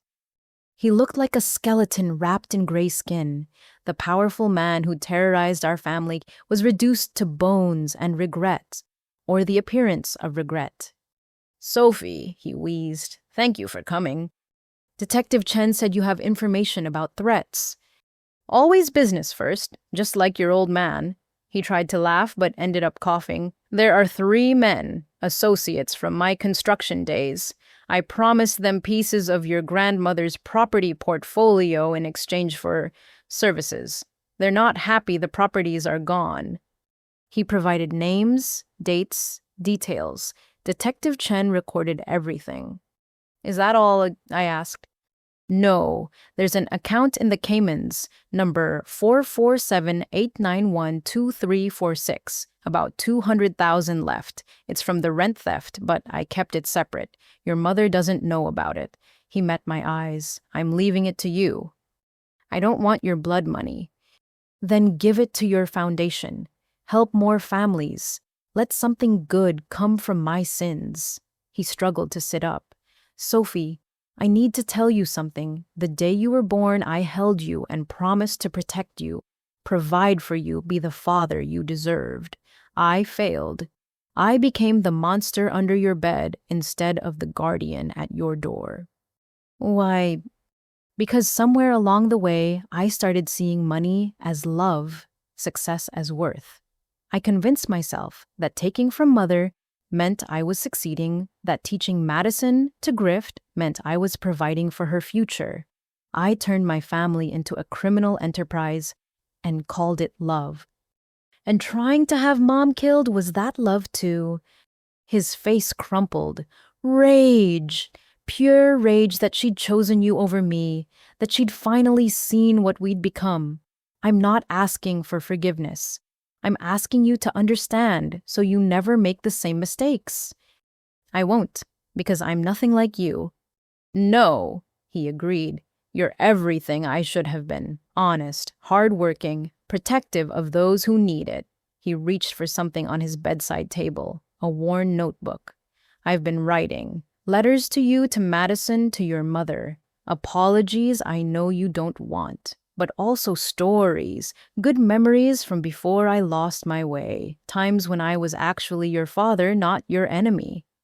I took the notebook but didn't open it. Sophie, when I die, and it will be soon, don't come to the funeral. Don't mourn me. Live your life free of my shadow. Be the light I snuffed out in myself. I left without saying goodbye, but I kept the notebook. My father died 3 weeks later. True to my word, I didn't attend the funeral. Neither did Madison or my mother. He was buried in the prison cemetery with only the chaplain present. The Cayman account was real. The foundation board voted to accept it as a donation, using it to fund scholarships for young people escaping family financial abuse. We called it the Second Chances Fund, focusing on education that their families had tried to deny them. Meanwhile, Madison's work with teens had gained national attention. She was invited to speak at conferences sharing her story of manipulation and redemption. Always supervised, always careful to center victims rather than her own journey, but effective in ways none of us had anticipated. I can spot a grooming attempt from across a room, she told one audience. The careful questions about family finances, the subtle isolation from support systems, the gradual normalization of boundary violations. I know because I perfected these techniques. Now I teach kids to recognize and run. The foundation grew. We opened satellites in Portland, Omaha, and Seattle, cities where Madison and Brett had operated. Each location was run by former victims who'd rebuilt their lives and wanted to help others do the same. Jennifer had started a podcast called No is a Complete Sentence, interviewing survivors of family financial abuse. The tagline was my words from that awful Sunday dinner. Property ownership isn't nuanced. It's actually extremely black and white. My promotion at Morrison Marketing had come with new challenges, but also opportunities. I'd started a corporate philanthropy program partnering with businesses to provide pro bono services to fraud victims, rebuilding their credit and lives. But the most rewarding part was the youth program. Every Saturday, Madison and I taught workshops together, me covering the legal and financial aspects, her diving deep into the psychological manipulation tactics. One Saturday, a 15-year-old named Marcus raised his hand. Ms. Martinez, how do you forgive family who tried to destroy you? Madison and I exchanged glances. She nodded for me to take it.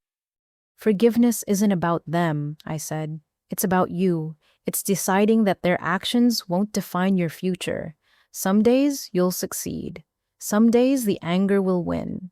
But each day you get to choose again. But what if they don't change? He pressed. What if they keep trying to hurt you? Then you forgive from a distance, Madison answered. Forgiveness doesn't mean allowing continued abuse. It means releasing the hold they have on your heart while protecting yourself from further harm. After class, Marcus lingered. My uncle has been taking money from my college fund. Says family helps family. My mom doesn't believe me. Madison and I sprang into action. Within a week, Marcus's uncle was under investigation, the college fund was frozen to prevent further theft, and Marcus's mother was in counseling to process the betrayal. You saved me, Marcus told us later, both of you, the one who said no and the one who learned to say yes to helping others. That evening, I sat in my apartment, yes, still the same one bedroom that had started everything, reading my father's notebook. Between the apologies and justifications were glimpses of the man he'd been before greed consumed him, teaching me to ride a bike, reading bedtime stories, dancing with my mother in the kitchen while Madison and I giggled. Madison knocked and I let her in. We'd started having weekly dinners, carefully rebuilding a relationship that had never really existed. Dad's notebook, she asked, recognizing it. Want to read it? She shook her head. I've made peace with who they were, reading about who they could have been. That would break me. We ate Chinese takeout and talked about the foundation, about her parole requirements ending soon, about the book deal she'd been offered to tell her story. I want to do it, she said, but only if you're okay with it, and all proceeds go to the foundation. Madison, you need to start building your own life too. Take some of the money, get a real apartment. Stop punishing yourself forever. I'm not punishing myself. I'm balancing scales. Every family we help, every teen who recognizes manipulation because of my workshops. That's a weight off my soul. And when the scales are balanced? She smiled sadly. They'll never be fully balanced, but maybe someday they'll be close enough that I can look in the mirror without hating what I see. My phone buzzed. Grandma Rosa texting pictures from her cruise through the Mediterranean. Her first real vacation in decades paid for by the recovered assets. At 82, she was finally living the life my parents had tried to steal. Look at Abuela, I showed Madison, living her best life in Greece. She deserves it. She deserves all of it. So do you, Madison. So do I. We survived them. Now we get to thrive despite them.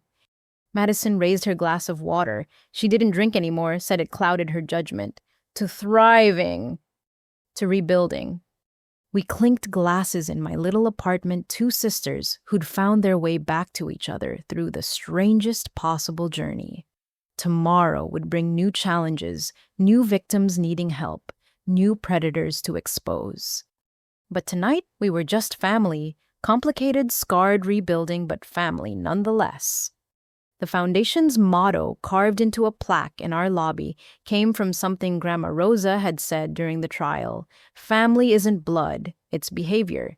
Choose your family by how they treat you, not by what they call you. I'd chosen my family. Jennifer, Sarah, Keiko, Detective Chen, Alexandra, Tom Morrison, Grandma Rosa, and yes, even Madison.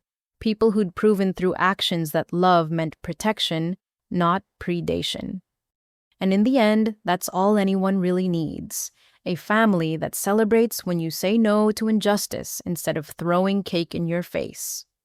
Though I had to admit, the cake had made for one hell of a story. 2 years.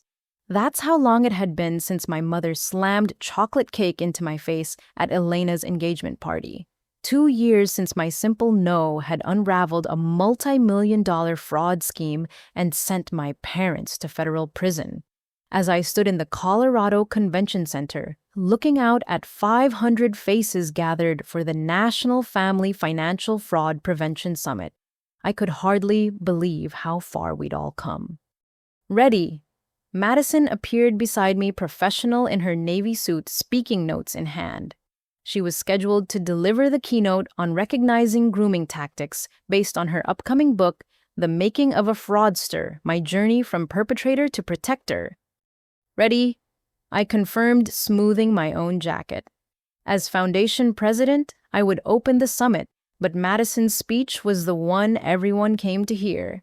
The reformed con artist teaching people how not to be conned. The summit was our biggest achievement yet. 3 days of workshops, panels, and networking for law enforcement, social workers, financial institutions, and survivors. Jennifer had outdone herself organizing it, while Sarah had secured legislative sponsors who were using our model to draft federal laws. I took the stage to warm applause, looking out at the sea of faces. Many I recognized from our support groups, others new to the cause. 2 years ago, I owned a small apartment and wanted nothing more than to be left alone in it, I began. Today, that apartment houses the headquarters of a movement that has helped recover $37 million in stolen assets, prevented countless frauds, and changed laws in 12 states. All because I said one word, no.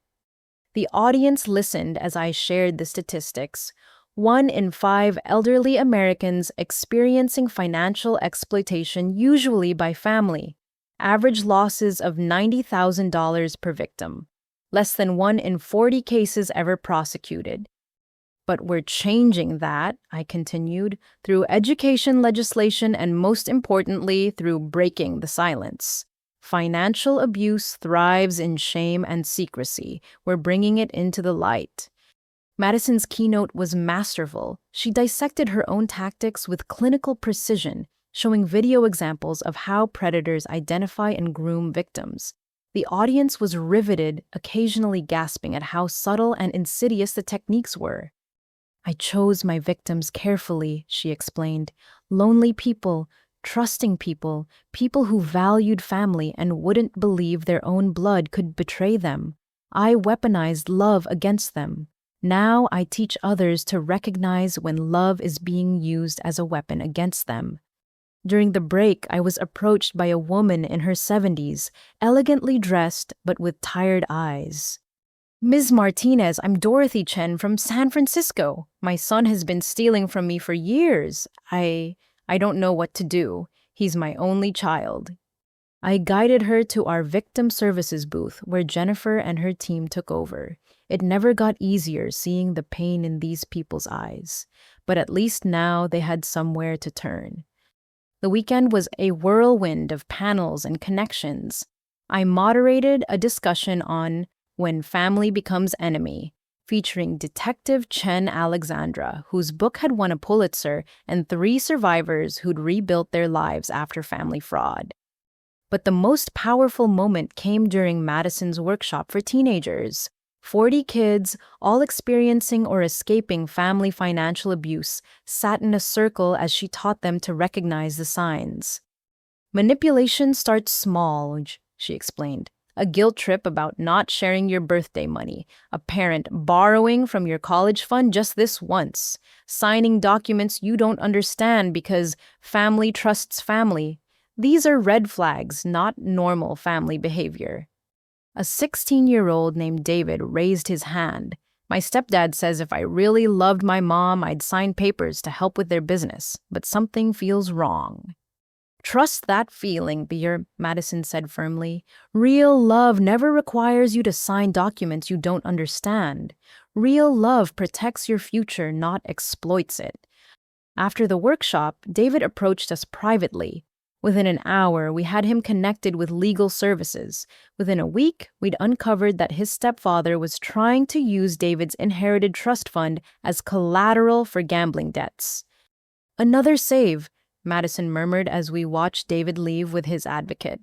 Sometimes I think I could do this forever and never balance the scales. Maybe it's not about balancing scales anymore, I suggested. Maybe it's about preventing others from tipping them in the first place. Sunday evening after the summit ended, our inner circle gathered for dinner at Grandma Rosa's house. At 83, she was our unofficial matriarch, hosting weekly dinners that had become legendary for both the food and the family we'd built. Around her table sat the Chen squad, the survivor sisters, Jennifer Sarah and Keiko Madison and me, Tom Morrison and his wife Marcus Williams, and half a dozen others who'd become family through shared purpose. A toast. Grandma Rosa raised her glass. To the family we choose, and the family that chooses us back. As we clinked glasses, Madison's phone buzzed. She glanced at it and paled. What is it? I asked. She showed me the screen. A news alert. Martha Martinez, convicted fraud mastermind, dies in federal prison. Our mother was dead. The table fell silent as the news spread.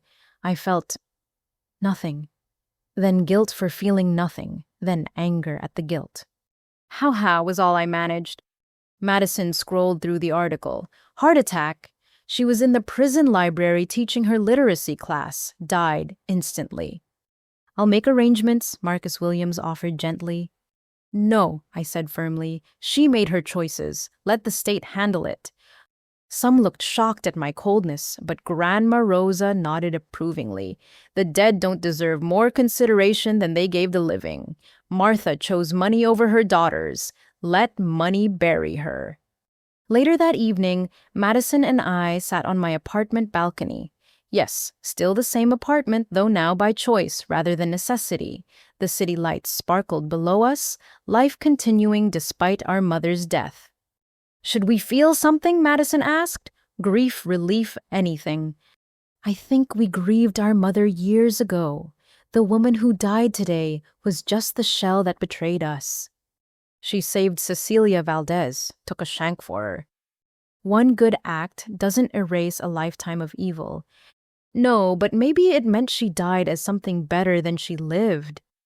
We sat in comfortable silence, two orphans who'd orphaned themselves long before biology made it official. The publisher wants me to update the book, Madison said eventually. Add a chapter about her death. I said no. Why? Because she doesn't get to be a part of my redemption story. She's a cautionary tale, not a redemption arc. Some people never change, and that's important for survivors to know. Not everyone gets a happy ending. But some do, I pointed out. You did. Madison smiled sadly. Did I? I'm 30 years old, living in a halfway house teaching teenagers to avoid becoming me. I'll never have a normal relationship, because who would trust a convicted fraudster? I'll never have certain jobs, live in certain places, be free of my past. That's not a happy ending, Sophie. It's just a better ending than I deserved. You're too hard on yourself. No, I'm exactly as hard as I need to be. The moment I forget what I'm capable of is the moment I become dangerous again. Monday brought a flood of media attention about our mother's death. Reporters wanted statements, reactions, human interest angles. I released a simple statement through the foundation. Martha Martinez died as she lived, surrounded by the consequences of her choices. The Sophie Martinez Foundation continues its work protecting families from financial predators, regardless of their DNA connection to their victims. We encourage anyone experiencing family financial abuse to seek help before it's too late. But the media circus was disrupted by bigger news. The FBI announced Operation Family Ties, a nationwide sweep targeting family financial fraud. Using intelligence gathered through our foundation and others like it, they'd arrested over 200 perpetrators across 30 states. Detective Chen called with details. Your work made this possible, Sophie. The patterns Madison identified, the legislation Sarah pushed through, the database Jennifer built. It all came together. How many victims? Over 1,000 identified so far, losses exceeding 300 million. But here's the beautiful part. We're recovering assets, freezing accounts, saving people before they lose everything. That evening, I stood in my apartment, my catalyst apartment, my beginning and continuation apartment, and finally opened my father's notebook. I'd carried it for months, but never read past the first page. His handwriting was cramped, urgent, like he was racing against time, which I suppose he was. Sophie. One entry read, I taught you that family was everything while showing you family was nothing. The contradiction must have torn you apart. I'm sorry for making you choose between loyalty and morality. Thank you for choosing morality. You saved us all from ourselves, even if we're too proud to admit it. Another entry dated days before his death. I dream about your apartment. Such a small thing to destroy a family over, we thought, but it was never about the apartment. It was about power, control. The moment you said no, you took our power away. We couldn't handle that. But Sophie, your no was the most loving thing anyone ever did for this family. It stopped us from becoming complete monsters. Prison walls did what conscience couldn't. I closed the notebook, finally understanding something. My parents had seen my independence as rejection, my success as judgment, my boundaries as betrayal. They'd created a narrative where I was the villain because the alternative, accepting they were the villains, was unbearable. Tuesday, I got an unexpected call. Ashley, the teenager Madison had saved by violating her parole, was graduating high school. She wanted us both at the ceremony. "You gave me my life back," she said simply. "Please be there." We went watching this brave young woman walk across the stage toward a future that had almost been stolen. Madison cried openly. I held her hand, feeling the weight of full circle moments. After the ceremony, Ashley introduced us to her foster parents, good people who'd helped her heal. "She talks about you constantly," the foster mother said. "How you both prove that family isn't about blood, it's about who shows up when you need them." "Madison showed up," I corrected. "I just made phone calls." "You showed up, too," Ashley insisted. "When Madison needed someone to believe she was trying to help, not manipulate. That's what family does." Driving home, Madison was quiet. Finally, she spoke.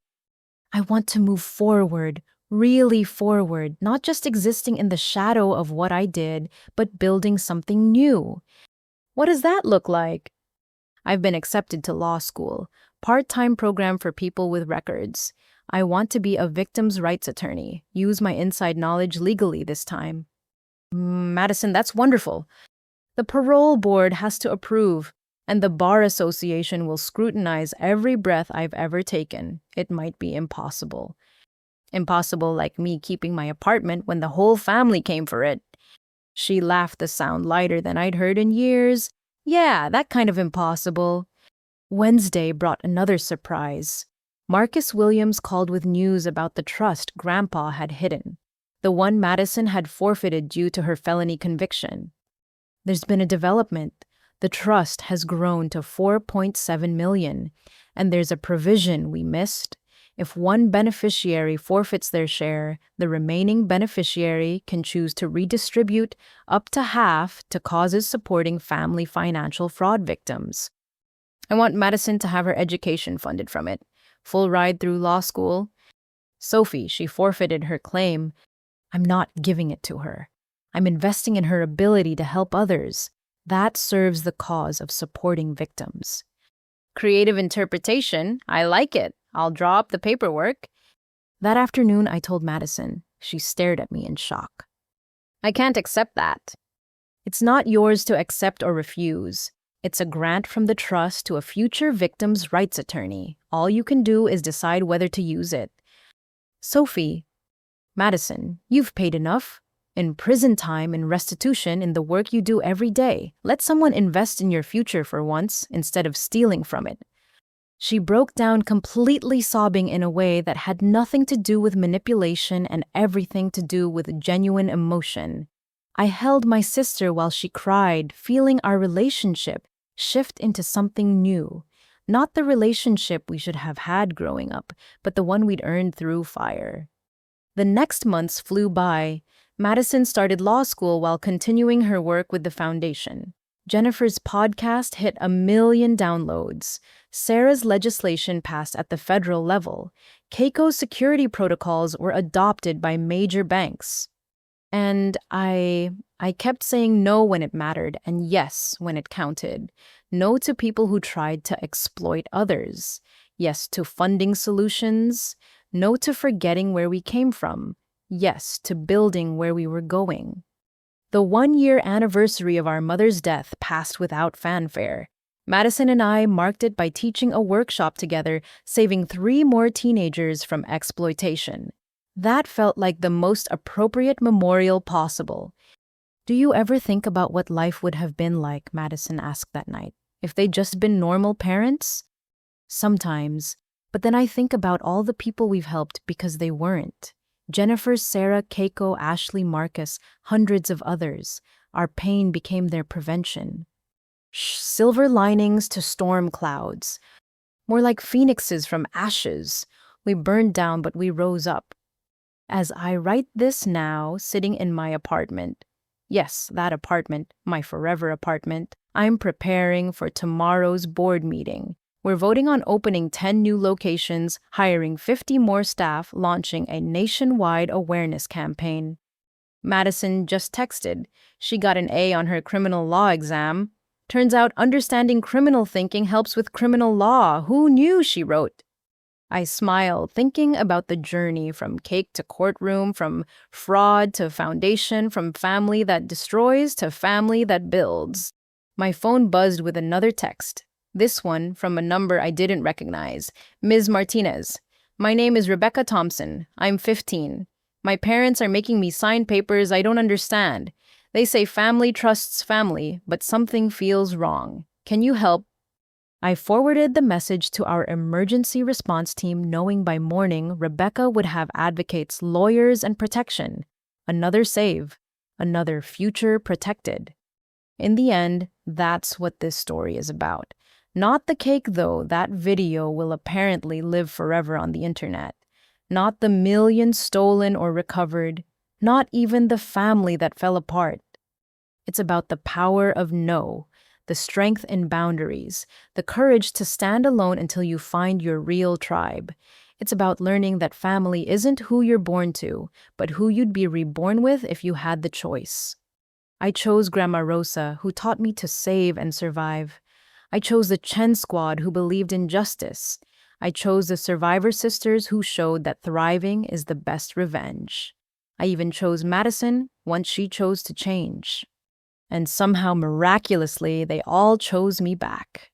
Tomorrow, another teenager will reach out scared and alone, being told that family means having no boundaries. And we'll be there to tell them the truth. Family means having boundaries so strong that only real love can cross them. My apartment, my beautiful fought-for Catalyst apartment, started as a symbol of independence. Now it's a reminder that saying no to those who would diminish you is saying yes to those who would champion you. And that's a trade I'd make again, cake and all. Because in the end, I didn't just keep my apartment, I found my home. And home, it turns out, is built from the people who celebrate your no as much as your yes, who see your boundaries as strength, not selfishness. Home is the family you choose and who chooses you right back. 2 years ago, I was Sophie Martinez, the woman who wouldn't give up her apartment. Today, I'm Sophie Martinez, the woman who gave up her isolation to build a movement. And I still have my apartment. Funny how that worked out. To everyone reading this who's trapped in family financial abuse, you're not alone. You're not crazy. You're not selfish for wanting to keep what you've earned, and there is hope. Sometimes hope looks like a woman laughing while covered in cake, refusing to crumble when her family tries to break her. Sometimes hope looks like a reformed con artist teaching kids to spot cons. Sometimes hope looks like laws changing awareness, spreading survivors, thriving. But always, always hope looks like someone saying no and meaning it. Your no is valid. Your boundaries matter. Your financial safety is not selfish. And if your family throws cake in your face for it, we'll laugh, document everything, press charges, and know that somewhere out there a whole foundation of people understands. We're the Sophie Martinez Foundation. We help families torn apart by financial fraud come back together, or help individuals escape when coming together isn't safe. We're survivors. We're advocates. We're the family you choose when your birth family chooses greed. And we're just getting started. Thank you for reading our story. If you or someone you know needs help with family financial abuse, please reach out. Comment below with your own experiences. You're not alone. Like this video if it resonated with you. Subscribe to follow more stories of survival and hope. And please share this with anyone who needs to hear that their no is enough. Together, we're changing the narrative around family boundaries and financial safety. Remember, family isn't blood, it's behavior. Choose wisely.